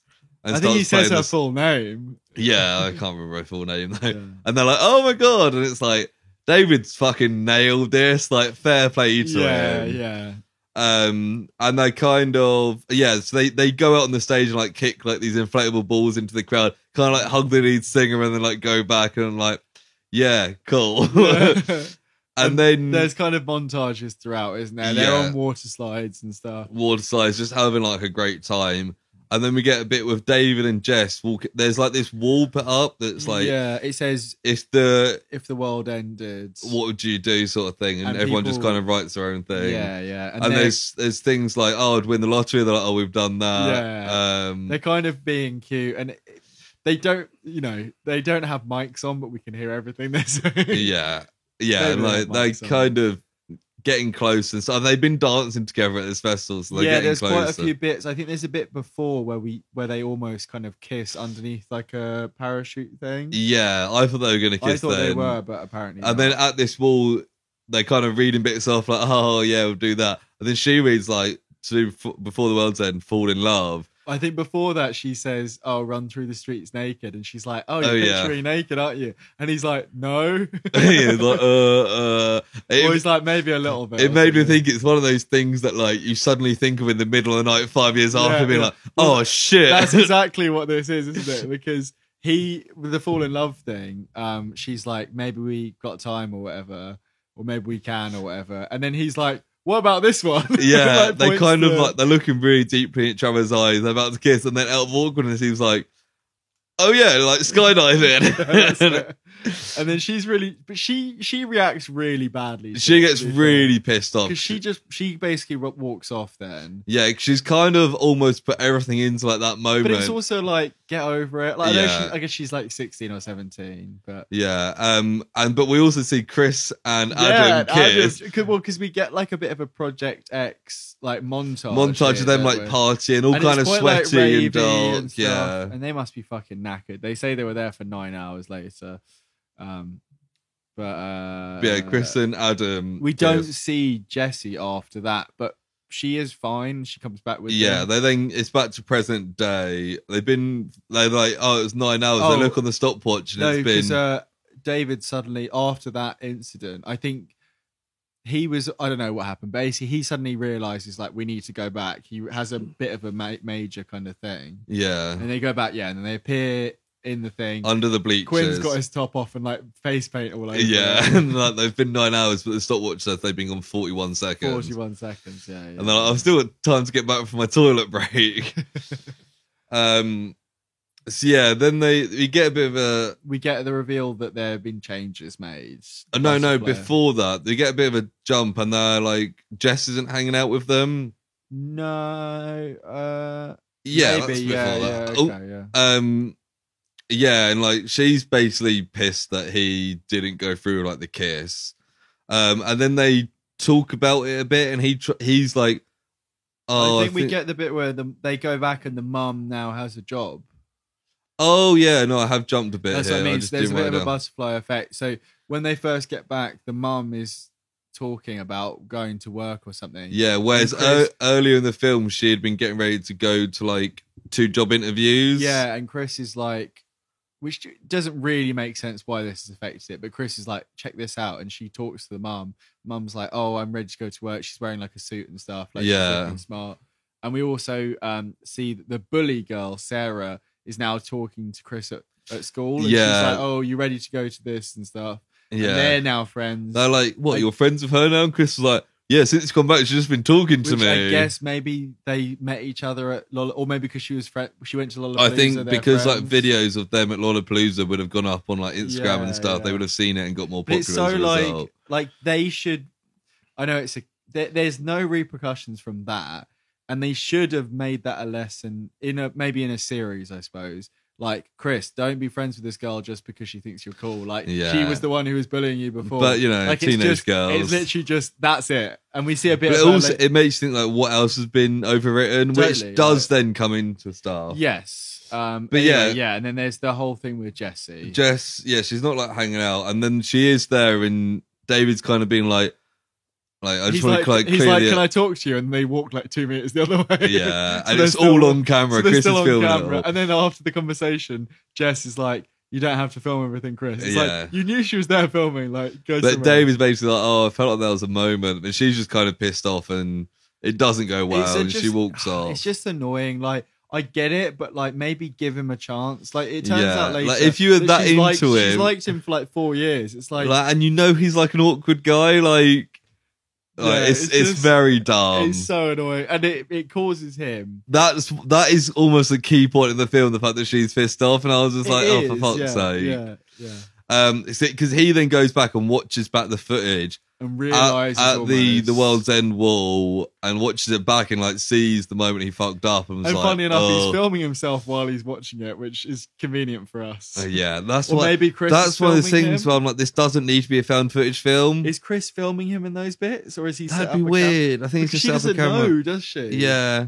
No. I feel like... it's because you have to film everything to document it. But I think maybe his scientific brain is like taking over. But like that's why this doesn't need to be found footage. Like this could just be a normal film. Yeah, they have cameras for bits, but like... They could cut... what would be they could cut like... Which seems to not happen in almost any film, is cut between the two. Yeah. One of the interesting things, to go back to Chronicle really quickly, they do... especially towards the end as things get a bit more hectic and actiony, so they'll cut between different camera sources. So we'll get, say earlier on there's, a robbery or whatever, midway through, we'll get CCTV footage mixed in, which we've seen a couple of times. Yeah. And then later on there's a bit where, spoilers, they get kind of telekinesis as part of their superpowers. And the antagonist is kind of floating multiple phones and devices round him, while doing a bit of an evil thing, and we're getting the shots from the different things. That's pretty cool. It's quite creative use of it, kind of thing like that. And then you'll get a shot of someone on the ground filming it and stuff. Yeah, it's almost like officials collated the footage, and I think that's the message get at the start. Yeah, which gives you a bit more freedom as to angles and stuff like that. But anyway, yeah. So yeah, David decides to break number one rule about traveling as a group. Because he's like, I can go back to this wall and fix this. Right, so...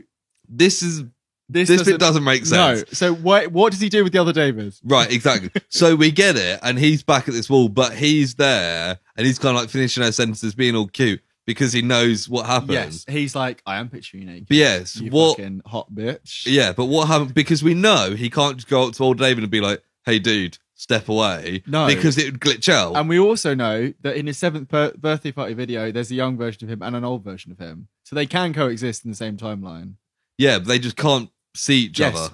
And we know also, because from Quinn and Sleeping Quinn. Yeah. So why is it that when he goes back, the other version just disappears? Or does he do something with it? Yeah, like does he dig a hole and trap him in it or something? Like... Or just distract him. Yeah. No, the one thing I thought was going to happen, there's a bit where they're having a bit of a moment before the moment, and a frisbee hits David and kind of distracts him. Yeah. I thought they were going to be creative, and maybe our current David throws it and, do you know what I mean, distracts him or something. No. The only thing that happens, he does catch the frisbee. He catches it. It's part of like making him look cool to Jazz. But yeah, this time he does kiss her. Yeah, he goes for the kiss, and he then goes back to present day, and he's like, "I wonder what's happening." He calls Jess, and her phone's on his desk. Well, yeah, with the showers on when he goes in his room. Yeah, Amy was in the room for this bit, and she was like, "I bet Jess is in the shower." I mean, it's pretty obvious.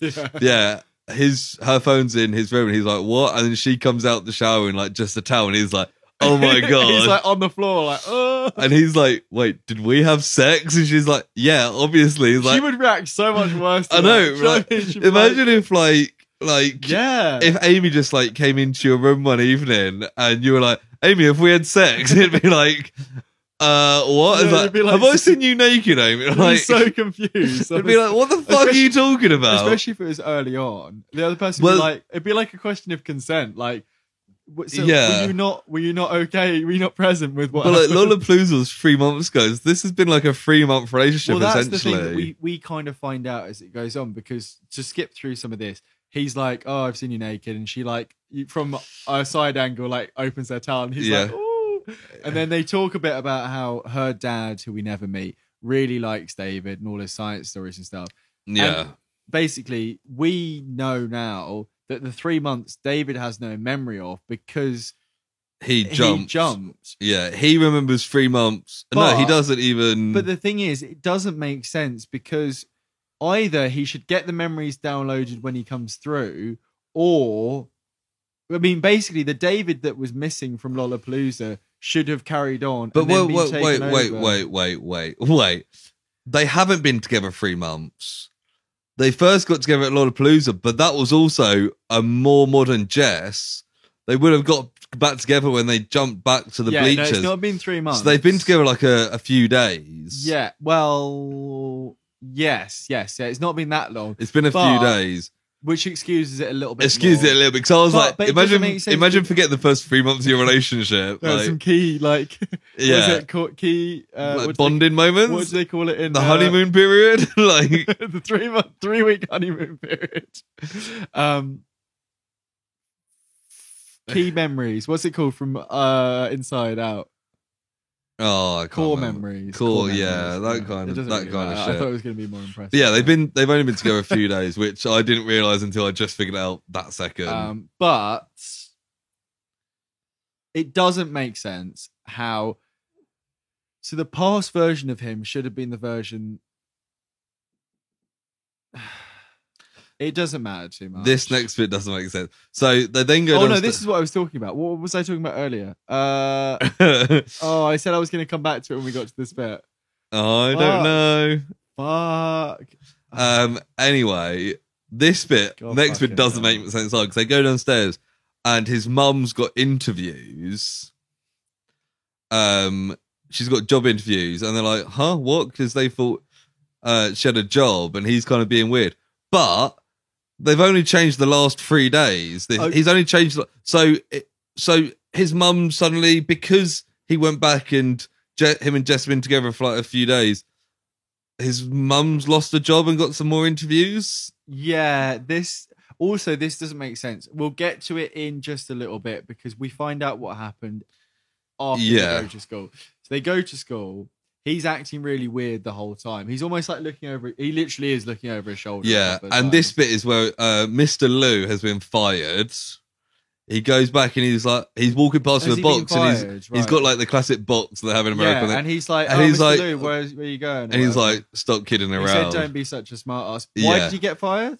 Don't know. Oh, Butterfly effect. Okay. Turns out he was also at Lollapalooza. Secret pedo, something like that. Oh, yeah. But yeah, and then Sarah, I think she's called Sarah, the bully girl, is crying running past. And they're like, are you okay? And she's like, shut up, kind of thing. And there's a guy in crutches walking along who's broken his leg. We see all of this like in one shot going down the hall. Yeah.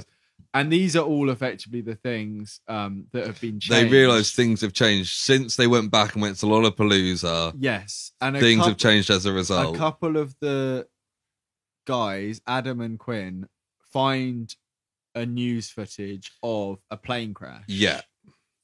And they're like, is this our fault? Because that plane crash didn't happen before they jumped back. Yeah. But it was like 5 days ago. Yes. And then they figure out basically that there's been a butterfly effect. There's a butterfly effect. They do a thing which isn't really any point of doing, of like ripples on a chalkboard. It's just drawing circles around circles. They figure out basically that the star basketball player of their school team was hurt, who's the guy with the broken leg. We don't get how he was hurt immediately. And the reason he was hurt doesn't really relate to Lollapalooza at all, if I'm if I'm clear on it doesn't. He got hurt.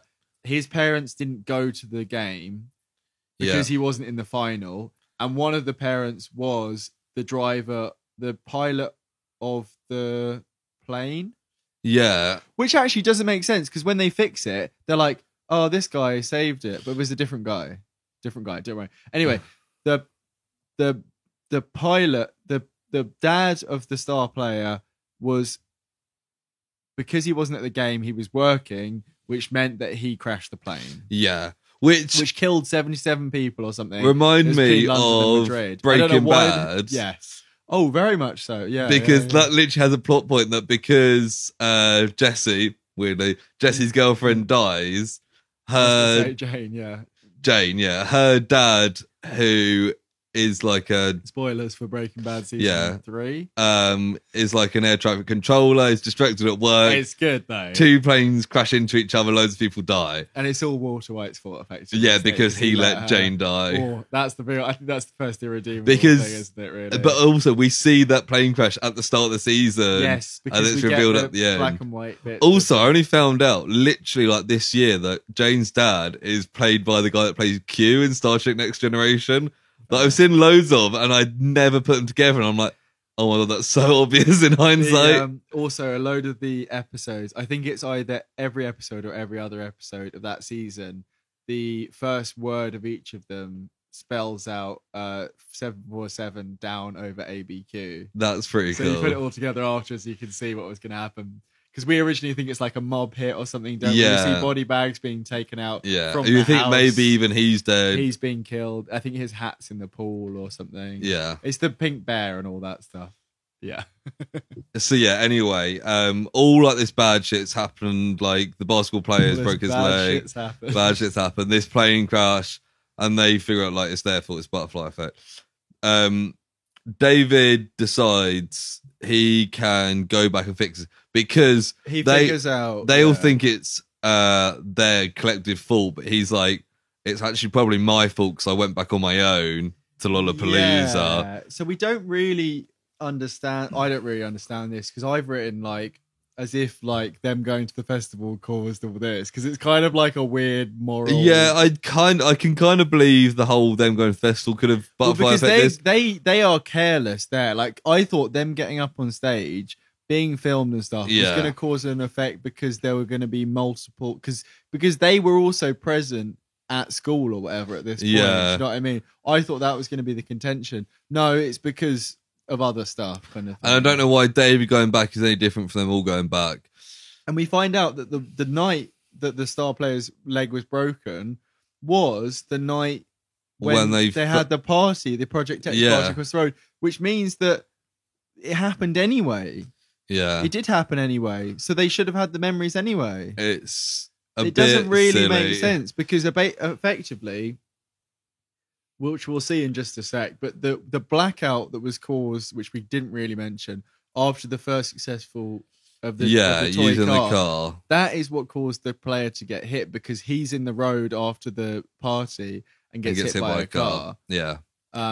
Which David goes back to. David decides he can go back and stop this guy getting hit by a car, and it'll fix all the problems. Yeah. And he can go back, and everything will be fine. He'll still be with Jess, and they wouldn't have caused all this shit to go wrong. Even though at this point, like, obviously he likes her a lot and has liked her for maybe 4 years, but they've only been together for like, in his mind, like 6 hours. And in her mind, 3 days. Yeah. And he's like, I can't possibly lose her. It's like, I know they're teenagers. I know, I understand. Like, I was a teenager once. A surprisingly long time ago. Yeah. He goes back and whilst they're doing the experiment, he's running through like this street party. Yeah, he like walks out of the somewhere as Jess comes into the thing. Yeah. Something like that. Yeah. He's like hiding behind like a wall. Yeah, and he runs out. He basically saves this guy getting hit from a car, and everyone's like, "Whoa, yeah, go, David! You saved him." These guys are like, "Oh, you saved my life, David." Yeah, he tackles him out of the way, doesn't he? Yeah, but then he goes back. And then Jess is like, "We need to go, like now." Like, really serious to him when he gets back, And he's like, okay, and just goes along with it. Yeah, he doesn't really know why. Yeah, and then Chris is like really looking upset. And I thought it was going to be like a funeral. I thought it was going to be I thought it was going to be a funeral. I thought it was going to be Jess's dad's funeral for some reason. But it turns out they're visiting hours for Adam at hospital. And he's in like a coma. Yeah, because we don't know why. We never find out. I think he was like beaten up or assaulted or something.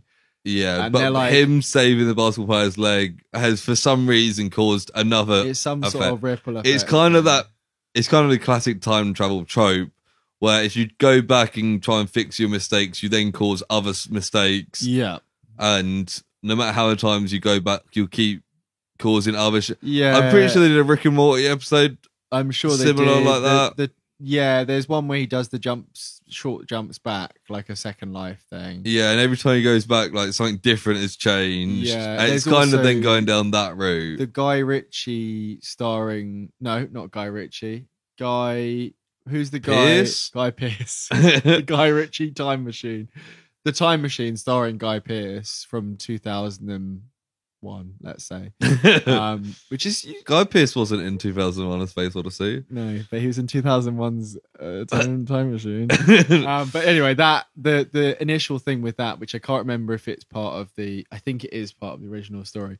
His lady love is killed in an accident, and he is prompted to create the time machine because of that. But everything he tries to do, it will still happen in another way. Like also the Marvel What If Doctor Strange yeah. episode. And in that he effectively keeps trying and eventually goes fuck it and goes into the future kind of thing. And he meets the Morlocks. Oh, I seem to have missed loads of this film and notes. I'll tell you what happens next. So he is then David is madly scrawling on the chalkboard to find out when he should go back. And it doesn't make a fucking bit of sense. He's got a graph that's like position and time. Yeah. And he writes like Adam, and then he's like doing weird loops and stuff. And he rubs it out and does it all again. And apparently it's all a bit pseudoscience-y. One of the trivia bits is that we can see the circles from the previous explanation when it was actually in a different timeline, so they shouldn't be there. So there's still there's a faint outline of the circles or something like that, which is a production error. Yeah. Damn Michael Bay. Fucking Michael Blay. Michael Blay. This is his brother. And then he's about to go, he figures out when to go back. And David's like, I'm going to go back solo again. And he's about to do it. And then Jessie runs in and she's like, what are you doing? And he's like, stay out of the zone or whatever. Oh, she runs in. Wait, we've missed a bit. That's why my notes were a bit confused. No. So before no. So before Adam is in the hospital, they're meeting up because they want to do something about all this shit that's gone wrong. All this shit. And he takes Adam aside and was like, and he opens up that he jumped alone to Adam. So is this supposed to be why he got hurt? Maybe. I don't know. So basically, yeah, Adam arrives first at this meeting they're going to have for some reason. Or maybe Adam's followed David there. Yeah. Because basically David's gone somewhere remote to jump on his own to go back and stop but the leg break. Thing. Yeah. And Adam tries to reason with him and he's like, Adam's like, David, how many times have you gone back? And he's like, doesn't want to tell him kind of thing. Yeah. But he tells him he's gone back. And I think he tells him about the Jessie thing, doesn't he? Yeah, and he's like, don't tell anyone because he doesn't want to lose. And then he basically, as Adam goes off to the car to meet someone else, that's when he jumps back again. I think at that point, Adam's running back towards him. So potentially maybe that's he what gets caused caught the in injury. the whirlwind on the outside and gets knocked unconscious. So yeah, that's when he then goes back, stops the leg break. Yeah. They win the basketball. Everything seems to be fixed. Yeah. But Adam's in the hospital. In hospital. And then he goes back, and then he does the chalkboard, and then he's going to jump back again. And then Jessie runs up in a similar manner, but she's within the loop. And she's like, what are you doing? Because she doesn't know he's been jumping alone. She's now jumped back with him to the point in the past, in the basement, when he thinks he can go save Adam. Yeah, because he wants to go back to the first experiment. That's it. And they're leaving to go. He's running off to be like, I'm just going to go sort it out. And then he confesses to her in the driveway that he's been back on his own before. And she's like, how many times have you been back? And he comes clean that he went back that one time to fix Lollapalooza. Right. So this is obviously for her a big point of breaking trust. And she's really upset because in her mind, he could have gone back multiple times to manipulate their relationship. Like the film About Time. Have you seen that? No. It's very much like that. It's Domhnall Gleeson. Gleeson. I haven't watched many time travel films. Domhnall Gleeson and Rachel McAdams. Domhnall Gleeson has a genetic ability to do it, which Bill Nye, his dad, teaches him. Right. And it's very cute. It's a Richard Curtis film. It's Love Actually director. It's that kind of, I'm pretty sure. It's quite like wholesome British kind of film, but with like kind of sad twists and stuff to it. And he basically repeats lots of moments like we've seen in this to win her over. It's all played as like a British foppy kind of thing, but also it's kind of like maybe a bit dishonest. And there's quite a good bit actually. They have kids, Lewis, and he goes back and changes something. And then the kid looks different because a different sperm was the one that was fertilized. And he has to figure out like he can't go back beyond a certain point because it will change too much kind of thing. Yeah. It's quite clever for what it is. Anyway. She's pissed off because she doesn't know what's true and what's been like manipulated. Yeah.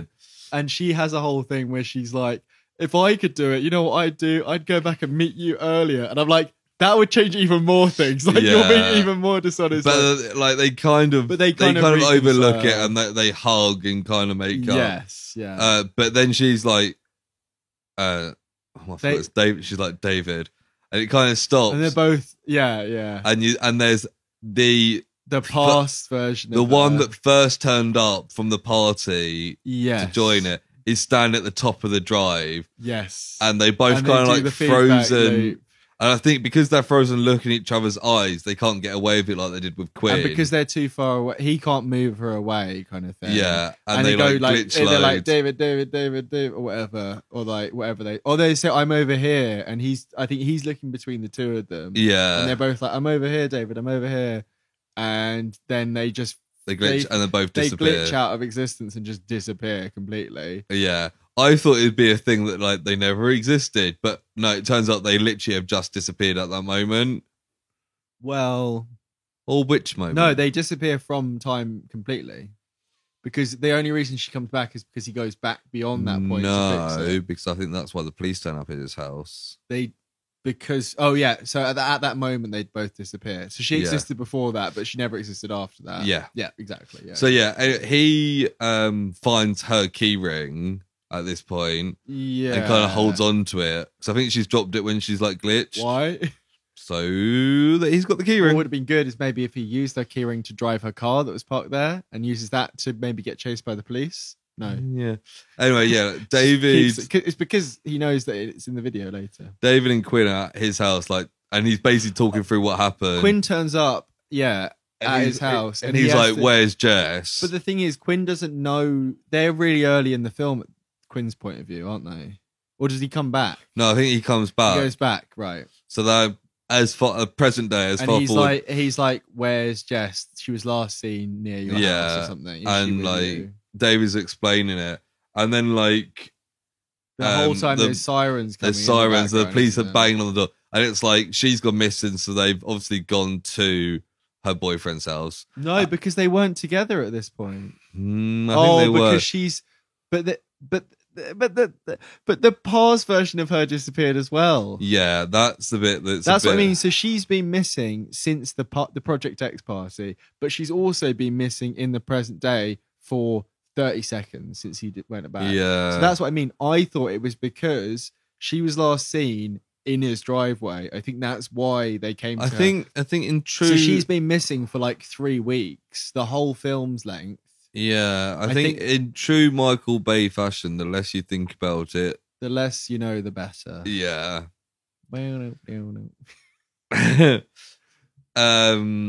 anyway, he legs it basically. He's like, he wants to go back and destroy everything, so none of all this shit goes wrong. He doesn't have enough hydrogen. Which I didn't realize at the time. I was like, why doesn't he just jump back? I think he's like, I don't have enough hydrogen. Yeah, so the police like bang on his door. And he does, and he runs out the side door and just runs like past all the police. Yeah. And there's like this a chopper. bit is, I'm like, yeah, and it's they're like, quite cool, but it's like, It's quite cool, and they're like chasing him. He's got a camera, but like, how the fuck have this police not caught him? They get like even a taser or like a rifle and shoot him in the leg. Like, yeah, like these are American police. They don't fuck around. But yeah, there's some quite cool bits. Like he keeps falling over. Though. He does. He's like, oh shit. He gets like the school and he's hiding behind a car, and you hear over the radio, he was last spotted near the school. It's like, and he kind of like sneaks past them, and like he's heading to the science lab. I think again. they see him as he goes in because he smashes the window, and he's got a cut on his hand. Then, and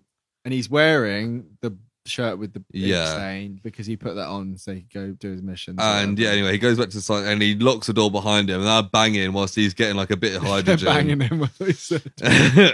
And like this, he goes into the hydrogen thing. This bit of the film, I had to pause. Oh no! Right. Or actually, maybe even like the bit before with like the glitch, because it was so intense. It was like stressing me out, and I was just like, oh no, this is just a bit, because I was also trying to make sense of the film, but then also the bit with like him keep going back and trying to fix things was stressing me out. Did you get genuinely stressed out? Genuinely stressing me out, and I was just like, and it was getting like really intense. And like and then when she was like glitching, I was like, fuck. And I was just like, so I literally paused the film and had like a 10-minute break, and I was like, right, and like, deep breath. And I was like, right, now I'll go back to it. And it got to the point where like I was kind of fairly enjoying it, but I was just like, I'm so uncomfortable right now. Wow, like this is horrible experience. Quite effective in a lot of ways. Then. Yeah, but also part of it was me trying to figure out what the fuck was going on. I felt a bit like that with, as I said on the podcast, with Project X, when the tension is rising and there's that kind of stress of party. I think David getting increasingly stressed at trying to fix everything. Because we didn't really mention he looks like. He looks gaunt, like he's sweating. He looks like he hasn't showered in like 5 days. Because he's constantly he's trying to go back and fix things. He's going back, and because we know it's quite a physical exertion. Like he's almost, I think it's almost like blood out the nose kind of thing, isn't it? Like he's got like bags under his eyes. He looks gaunt. He's got quite a modelly kind of face anyway. They've put his cheekbones on a little bit, haven't they? And like. Yeah. Anyway, he's like shot locked in like this science, and it's the science lab. It's like a fucking massive cupboard thing. Yeah. And there's a shot where he's popped the camera down and he's trying to manically fit hands shaking, bleeding everywhere, and the police are in the background at the end of the corridor trying to bash the thing down. And just as he's getting it in, they break the door down. It's like 3 armed guys like coming at him. And then like the machine goes and like throws them all back. Yeah, the spinning starts happening. He's like, don't shoot. And then like, yeah. And this is all quite cool, I thought. It's also really fucking dumb. So he's gone back loads, and like we see he's back in school 10 years ago. We see one of the first things we see is him on the floor. The saturation and the white balance has changed because I guess that's the bit. Why is the camera changed? Why is the camera now? Well, the camera now looks as if it's from 2004. Why? But I think it's because why? I think it's because it got knocked and the settings changed on it, because we see a settings we thing do. Come up. But you're right, it makes it look more washed out and like it's from 2004, even though it's the same camera. Yeah. It's not like, what is it?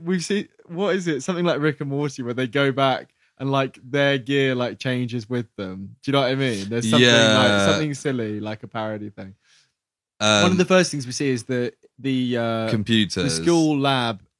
Instead of like modern technology, they've got loads of big monitors all over. Yeah, those computer monitors we used to have that were like 10 inches deep. The ones that we would have both like done original school stuff. Yeah, it was a bit of a blast of the past.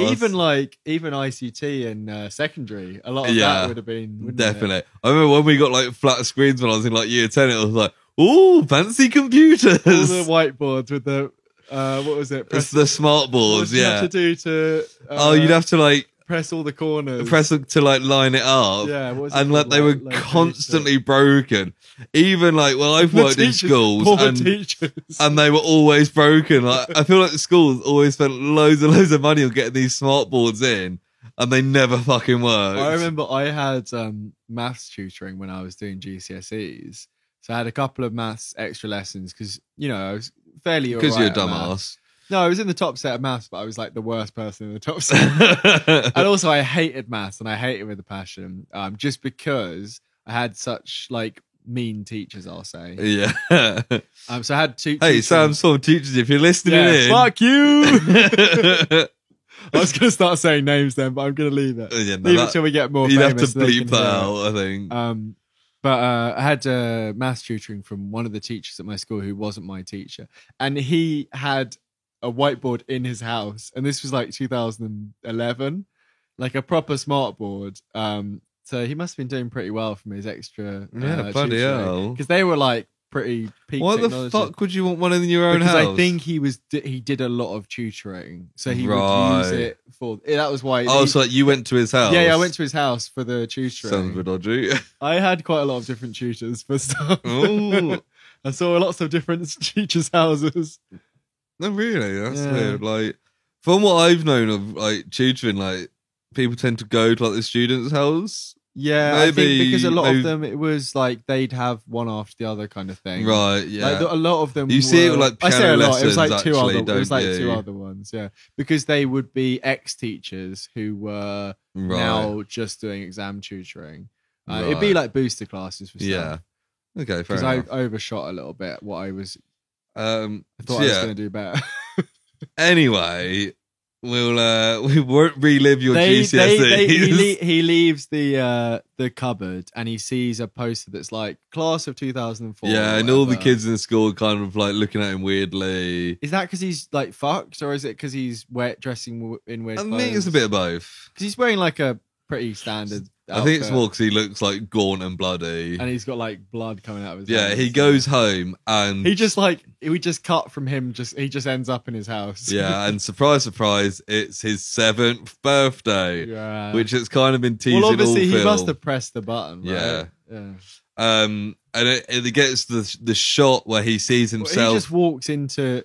As a strange man walks into a birthday party of a child with a camera. I think everyone's kind of focused on. I think at this point he's wearing like a GoPro on his bag, the full camera. He's got the big camera in his hands. Really? We see it in the mirror. Yeah, he's got a giant. So yeah, he sees himself in the mirror, which is the shot.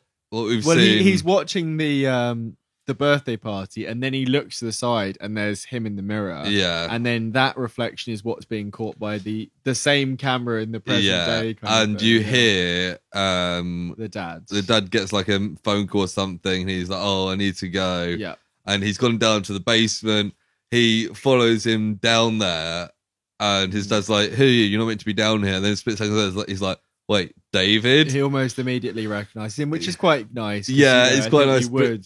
And he does that because Jesse says quite often, "You look like your dad." And he does actually. They matched it quite well. But yeah, his dad's kind of like, "Oh my god." He usually would be kind of weirded out by this, but he's like, "Oh, this means that the time machine works. Yes. Almanac works." Because obviously at that point he's working on the project, which means which they've just picked up of at the start of the film. So he is pretty much nearly there in the technology. That's right. But David's just like.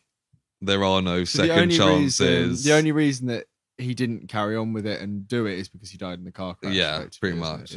Yeah, they kind of like have a moment. And David's like, "There are no second chances," and kind of says like, "Stop with these experiments. Like it's not. It's you quite just nice. cause more problems." It's a nice way of David to say goodbye, but because they're then like hard. He's quite weird and like haunted, isn't he? As if he's like. Do you know what I mean? Like he's very of the opinion that he's there to like cross it all out and start again, kind of thing. But it's quite and like his dad kind of has a moment where he's kind of proud seeing his son like grown up, having done what he set out to do and stuff. David could have like then stopped him going out, but didn't want to fuck up the timeline anymore. Then so like David calls down, and we see this on video at the start. It's don't we? quite nice because like a running theme of this film has been the fact that David misses his dad and him missing that. And at this moment, he kind of accepts his dad's died and lets him go. Yeah, absolutely. To have this car crash. To almost have the moment with his past self. And it's there's a thing with a watch that we kind of skipped over. Yeah. In the original video, which we see the moment from another angle now. as he's saying goodbye to his son and saying, "Oh, I'll be back soon" or whatever, he gives David his watch and says, "You just time me, I'll be back before you know it," kind of thing. Yeah. And Jesse comments at one point that he does a nervous tick where he kind of grabs his watch. Yeah. And then, it's threaded throughout quite well for something like this. But after the dad leaves, he puts the time machine in this. A we bin. do actually get some of those glitches where it's glitching back and forwards. Yeah, we do. See, that's exactly what was happening for Infinity. Now it kind of jumps all. We see jumps bits like where shot David's standing to the left, and then he's also sitting on the table, and he's putting stuff in a little bin. And it turns out he's putting both the papers from that past and the machine from his backpack. Is that right? Yeah. Into the thing. Not the one in his backpack, I don't. The original one that was there. Oh yeah, and his one. So he's basically burning it all. Which also, like, if you put a machine in a bin and put a bit of petrol on it, I don't think you destroy the machine, would you? But yeah, we'll let it go. And he then like fades out and disappears. He sits down, kind of resigning in it, kind of thing, doesn't he? And he does the Back to the Future kind of like disappearing, into nowhere. Yeah, it's a bit like when the other people disappear when they look at each other, but he just fades out. And then we kind of get almost what we think is the ending. Yeah, where it flashes back to the attic scene. We see that bit again of Chris going up into the attic, and which is why I was so sure of the wording earlier of "Are you brooding in the attic?" And then because it's that scene again, and it's which I exactly guess is the from same. Chris's phone. Yeah, and they're kind of looking around, and they find the camera again. But this time, at the same time, Chris finds another camera. A second camera. And they're like two of the same. Identical. And they're like, oh, they both got one of them's got the 7th birthday, and the other one starts with them in the attic. And they're like, what the fuck? And basically, if you haven't figured out yet, the whole film we've watched is on the camera too, effectively. Yeah, which technically never happened. But it's recorded there. But it's recorded. Because it was an camera out of time. And then we skipped the first time when David gives the bag back to Jesse. And she says the line that she said, "Are you trying to communicate with me telepathically or whatever?" And he says telepathically at the same time. He says telepathically. And then he says, "This may sound crazy, but I think we're going to change the world," and turns and looks at the camera. Does he look at the camera? Yeah. And then it ends. So effectively, he's watched the whole film. Yeah. Or at least enough of it to know. So again, he's going to manipulate Jess into a relationship. Classic David. Maybe he'll be honest about it this time and say, this happened, show her the film. Yeah. But then she'd be conflicted, surely. Because they filmed everything, is he going to decide to build a time machine again? Actually, he will, and he'll fast track it. Because that's the thing, he'll be able to go straight to the end point. But also, like, they'll know what went wrong this time. That's the thing. So there's an alternate ending on YouTube. Is there? And I can't remember what happens. So you just keep talking, I'll watch it right now. So, I just kind of want to know what happens to this alternate. No, I'm this ending. I'll remember once I see it. It's filmed from a different perspective. Right, this ending kind of leaves out. It's a bit of a cliffhanger in which we don't know where they're going, but it's heavily implied, almost like they're going to do the film again, but slightly differently. Maybe they'll do it and fuck it up and go again. I quite like is the kind of time loop thing. Yeah. So like, it's not exactly clear where it's going next, but it's open enough. Okay, so the alternate ending is when they're looking through the bag, Jesse's bag, and the nerd boys are like, oh, there's perfume and stuff. In this bit, whatever the nerd boy who's not Adam is called, Quinn, he pulls a bra out and starts smelling it. Okay. Don't know why. She turns up at the table, so she catches them looking through the bag. So it's playing out differently, I think, is the point. Yeah. And then they all leave, and it's just her and David, and they have the same awkward introduction where she says, "Oh yeah, I've known you for like 4 years," right. And he maybe hasn't watched the video because he doesn't have anything to say, but he then sees that she's got the keys, so it's almost fast tracks right the whole thing, and then she says, "Why are we going somewhere?" when he says about the keys, and he's like, this may sound crazy, but I think we might. and they just look into each other's eyes. I think I prefer the original ending, to be honest. I agree. Because that's more of like, it's going to play out almost the same. Just very whereas this one's like, they've got the prior knowledge. So it's... Yeah. Yeah. This, like, this film ended and I was like, I really, really don't know what I think of this. I know. I've written here very kind of briefly because I've started doing like a one sentence thing. Yeah. So I've said like, it's not a bad film, very Project X in style, bit Back to the Future. And I said not massively clear all the time, but I had fun with it overall. Yeah. I don't know how much you'd agree with most of that. I think like the concept is good. Yeah, but there is major flaws, and some of it doesn't make much sense. I think it could have been shorter for what it was. Yeah, and 90 minutes for like this it takes lots of twists and turns in that, like it doesn't really know. Like it's got like, oh, they're having fun, but then it's like the consequences of going back and changing things. I just don't think. I know the whole point of the butterfly effect is that innocuous kind of innocent things have tragic events, tragic consequences. But I almost would have preferred if they'd accidentally caused something almost directly. Yeah. Do you know what I mean? Like them being away meant that the mum was alone and like there was a home invasion. She got killed. Do you know what I mean? Like, you know, plucked from the air. But like, I like the mass casualty thing made sense because it was more of a guilt thing. Yeah. But it felt really, especially London to Madrid, like it felt really removed and like... Yeah. Do you know what I mean? Maybe like, or like there was a bomb at the school and they were the only survivors, or you know, I don't know.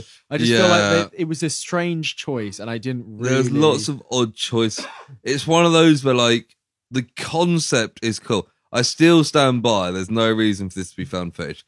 Like scrap the found footage, especially as the Project Almanac is the project they find rather than the name of their thing. Like the concept is quite cool, and I like how they deal with it. Like this is what teenagers would do with it, and he's got this really smart kid who's making mistakes and having to deal with his problems, and a lot of them act as those characters would act in real life. I think that a couple of the side characters, pretty much everyone apart from Jesse and David, aren't really fleshed out at all. No, it's fine for this kind of film, like a Project X, but I just think maybe even condense Quinn and Adam into the same person.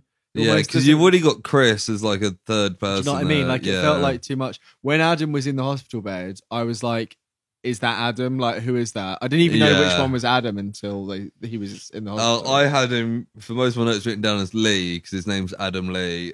Okay. And I thought his name was Lee, but his name's Adam. Fair enough. Anything much? Just I feel like there was stuff to say about the time travel, but at this point I can't. Yeah, like a lot of the trivia I read was how there's lots of like Easter eggs referencing Back to the Future, which we kind of mentioned a couple. I don't think it's worth going into too much. There was alternate titles. Welcome to Yesterday, Almanac, and Project Almanac. I had that written down. Thank God they called it Project Almanac. They referenced Time Cop, where in Time Cop they go 10 years into the future to 2004, whereas in this they go 10 years in the past to 2004.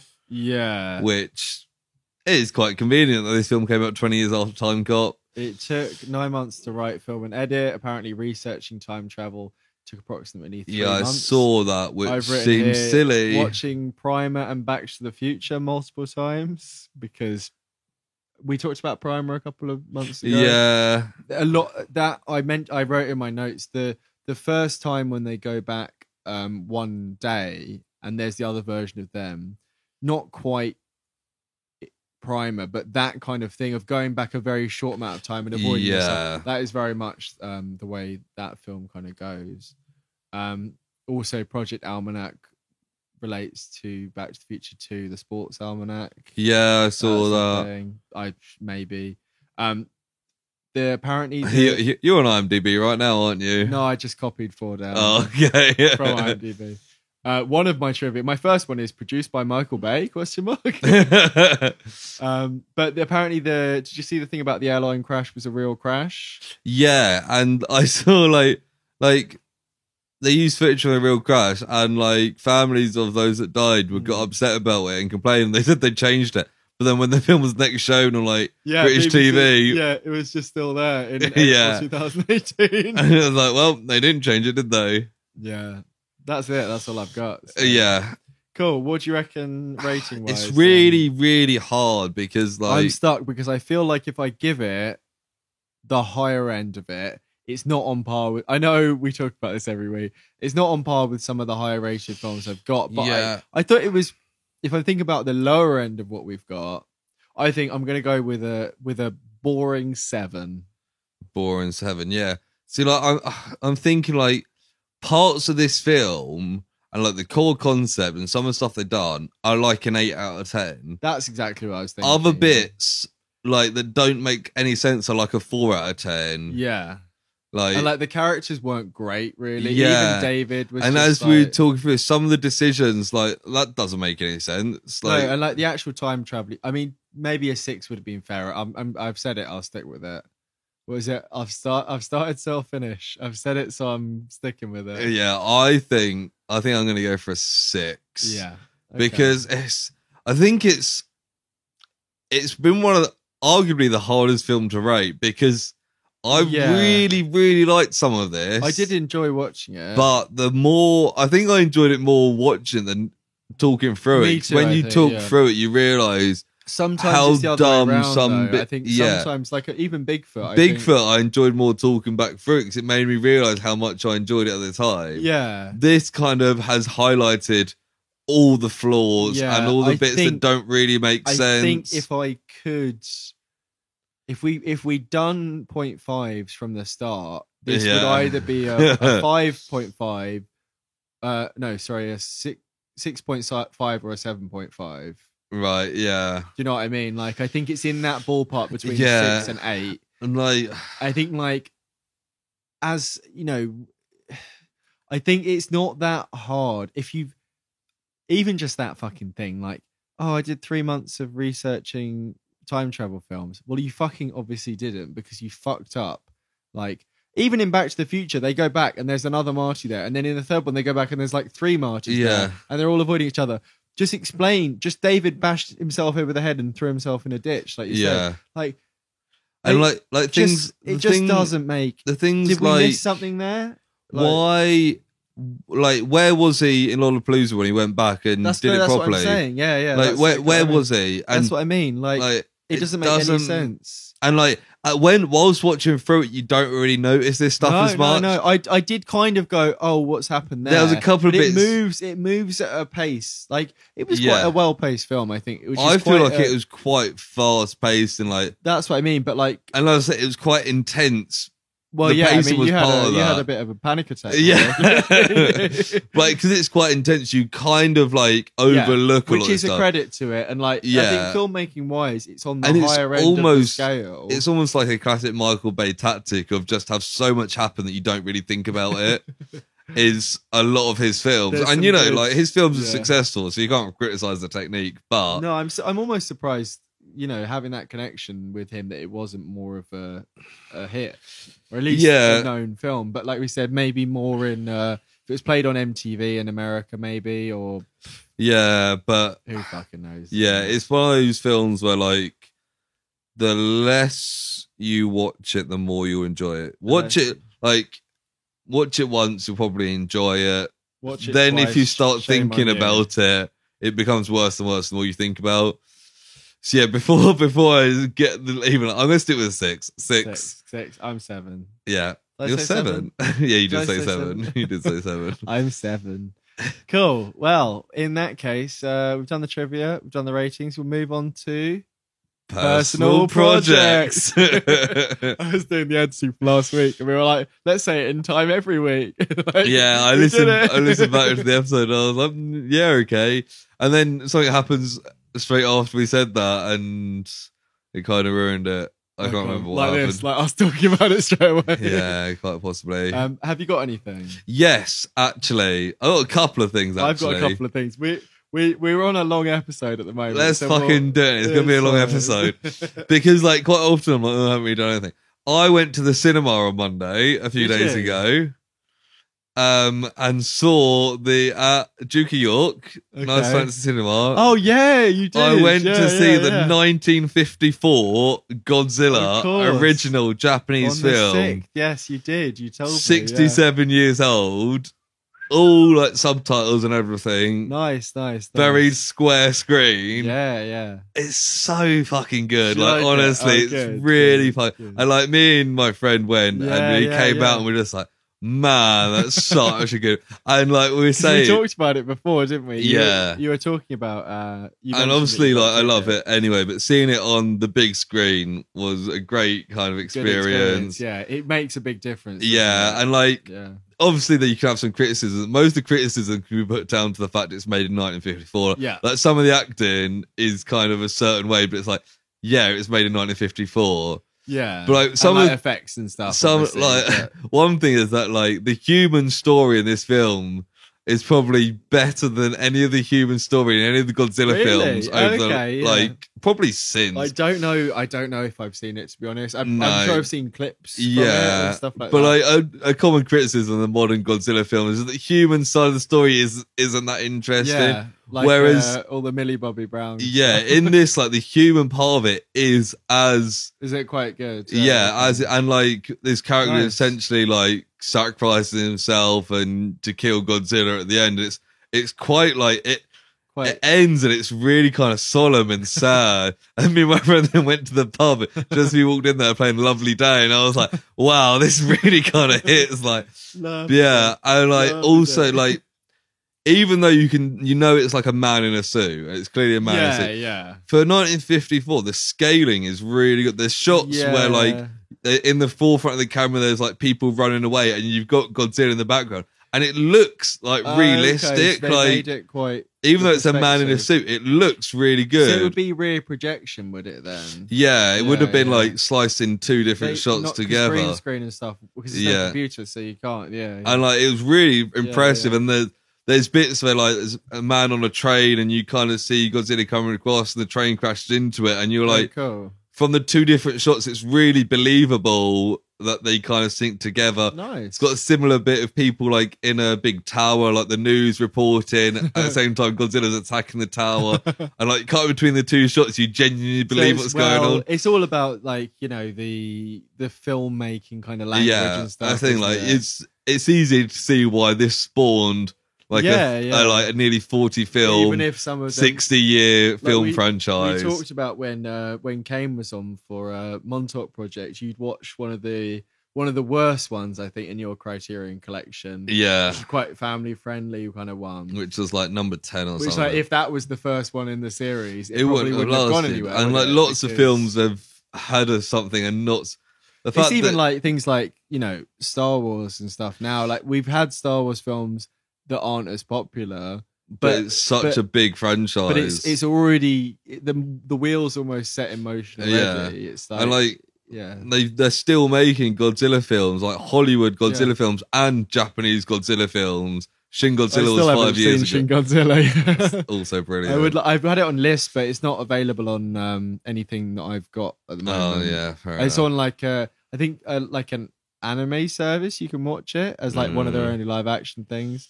But anyway. Yeah, honestly. Oh, cool. Nice. I remembered that was coming up, but I'd forgotten it was already. Really. So it's quite nice to go to the cinema to see old films, get stuff you've only ever really seen on TV. One of the things as we talked about, Lewis, in person. We're in person now. The Picture House Cinemas have got a membership recently in the Black Friday sale. So got a reduced membership.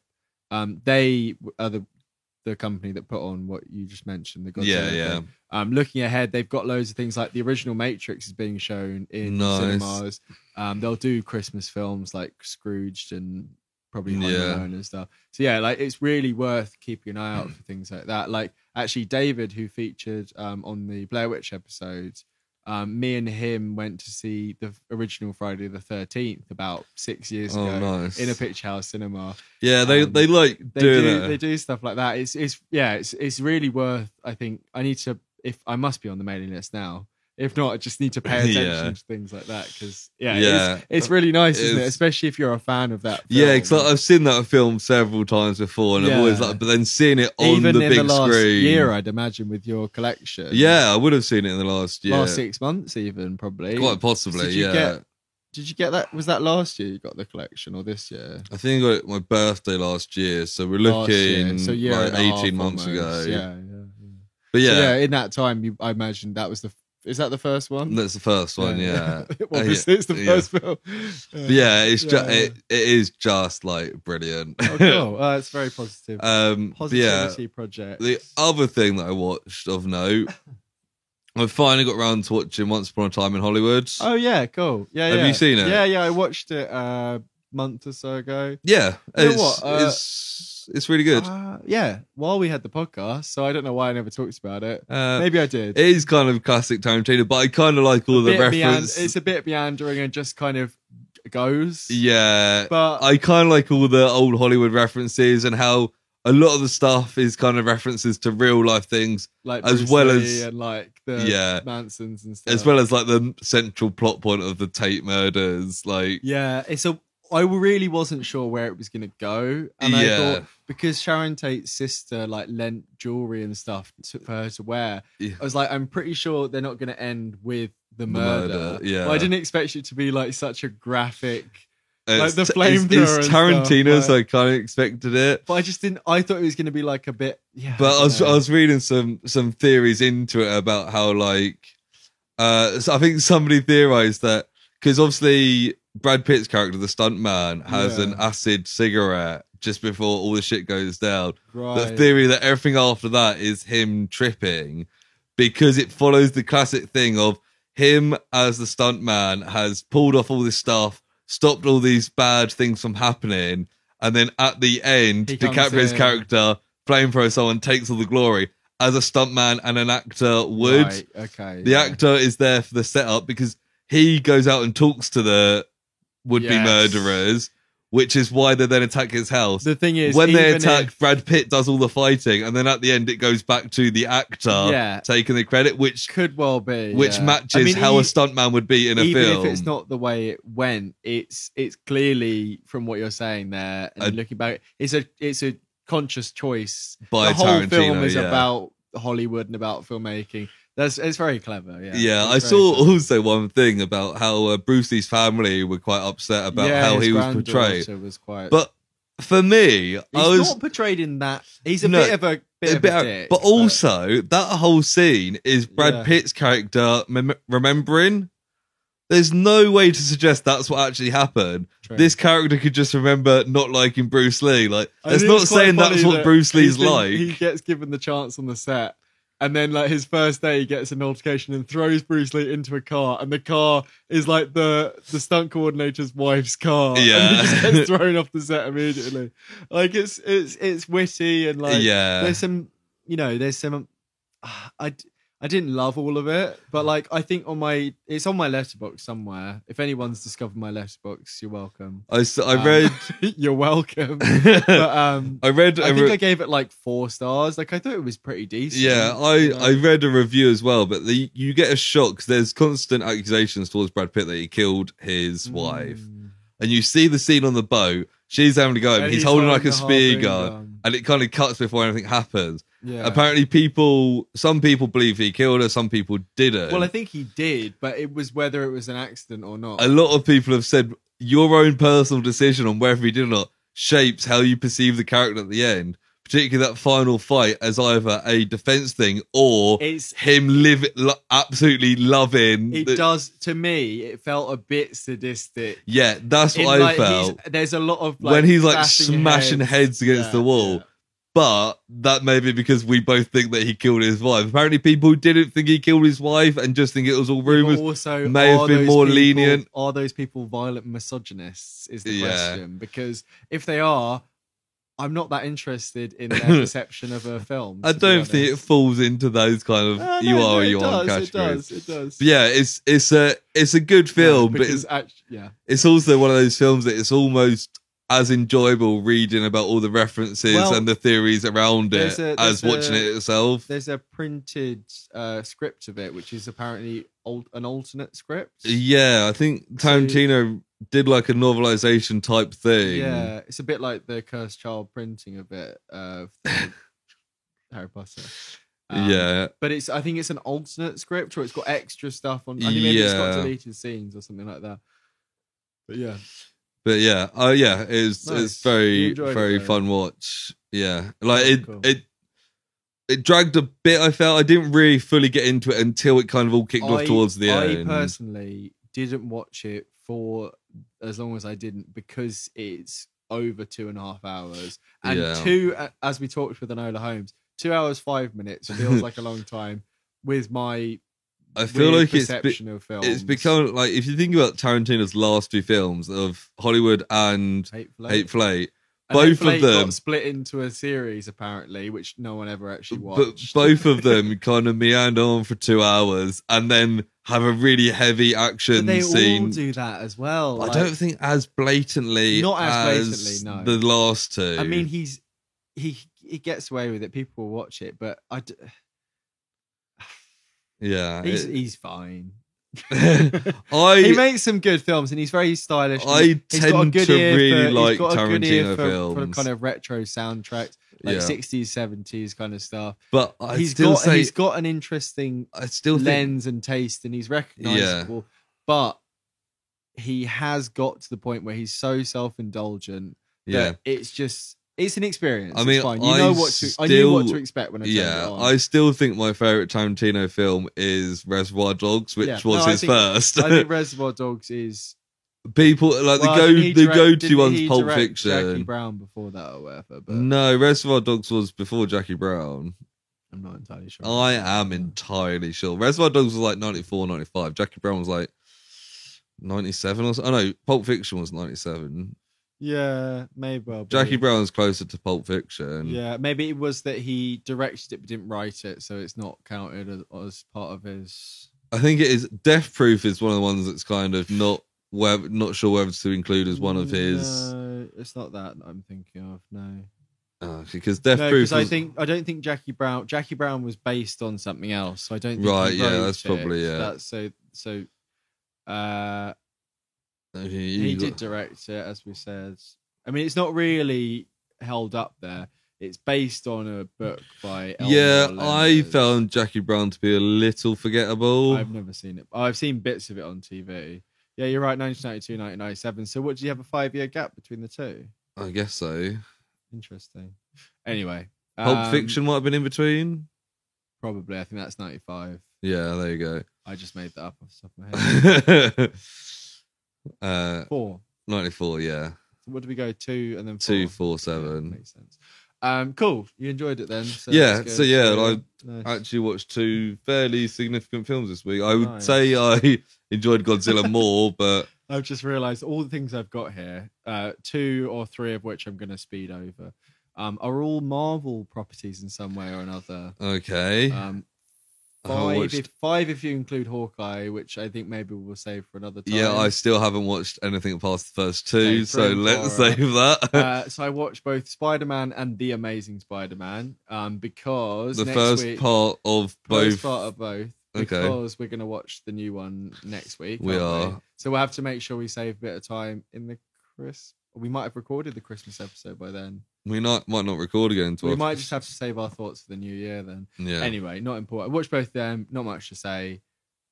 We've got our own opinions about each of them. I thought Spider-Man, I personally think, first half, they smash it out of the park. It's a bit slow.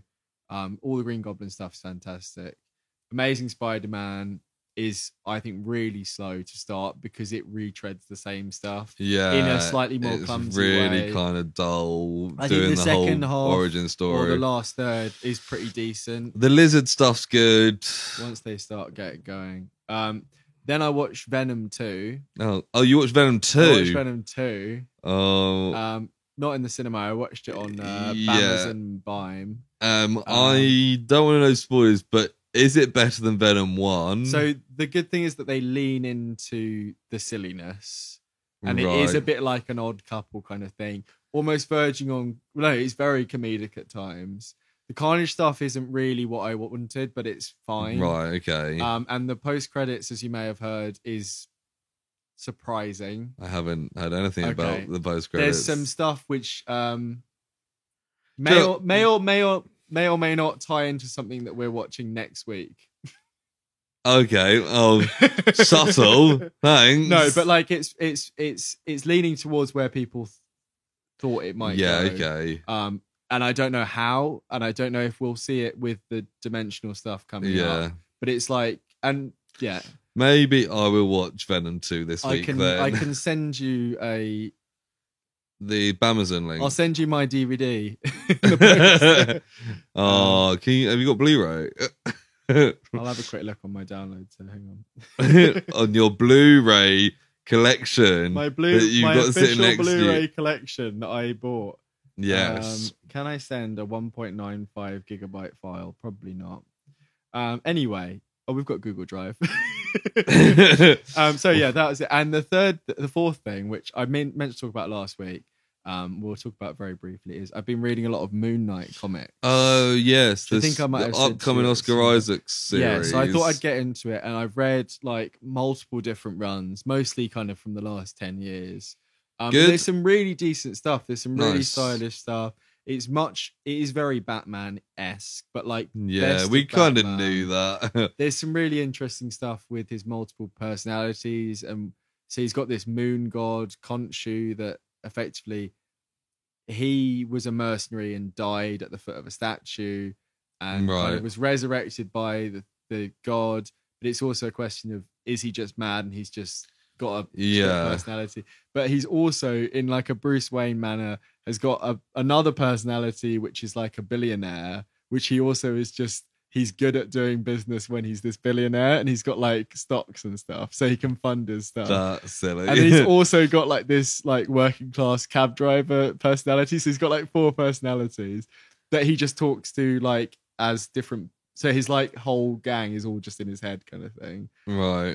It's done quite well. And the first one I read is like really weird, and like it does a lot of weird Egyptian mythology kind of stuff. It's funny it's linked in, considering Oscar Isaac played Apocalypse in X-Men. Yeah. Like he's talking to Anubis at one point, but it's all like, is this in his head and stuff? And yeah, there's some good stuff. Like, he's very violent, and like, do you reckon, how much of that do you reckon they're gonna show in the series? This is what I'm wondering. I think they'll do so. Like, surely they have to go with the splits personality thing, because it's such a central part to the character. In the short trailer, which I've only seen once, the teaser, there is what people think is Oscar Isaac doing a different voice. Yes. And I think it's like a British voice in this, so I don't really know. But the Khonshu, the god, is portrayed quite often as like a white suited figure with like a giant bird skull. So if they pull off something like that, even if it's just him like seeing it in the corner and talking to it, kind of thing, like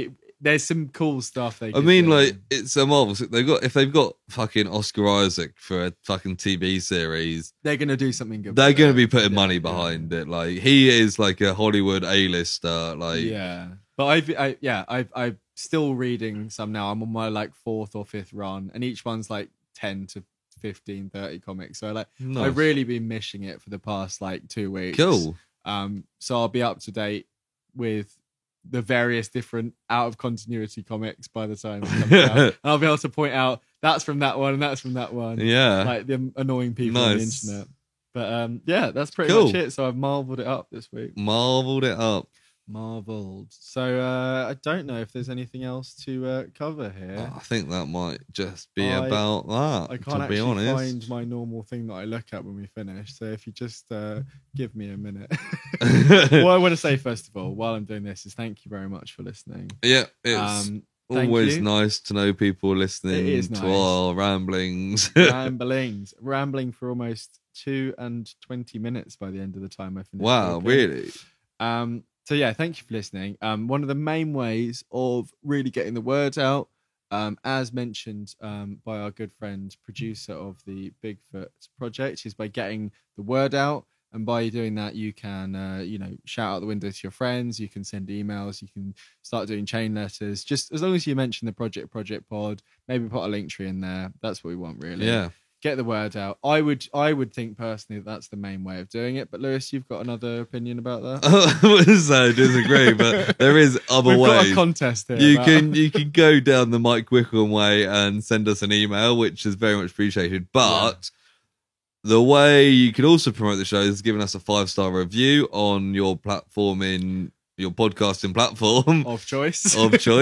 Yeah, so like whatever it just it helps the show out, promotes it, yada yada yada. It's nice to see good reviews of the show. So it's nice getting that reassurance that we're doing something. Yeah, and worthwhile. We know you guys are listening because otherwise you wouldn't be hearing me say this now. We see things. We just give don't us hear everything. Do us a favor and give us 5 stars. Do us a favor. 5 stars. But yeah, you can go down the Mike Wickham route, can't you, Sam? Yes, by you can. Doing by what? Sending us. So this is what our good friend heard last week. You can reach us at theprojectpod@gmail.com. If you'd rather use Facebook or Instagram, we are the Project Pod.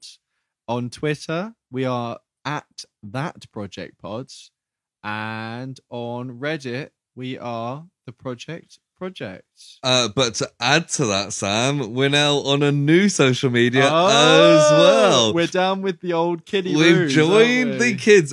We've now got a TikTok. Mostly it's just sticking the clips on there because they fit. Yeah, we're getting lit with the clips. Obviously it's just I'm gonna overlook that.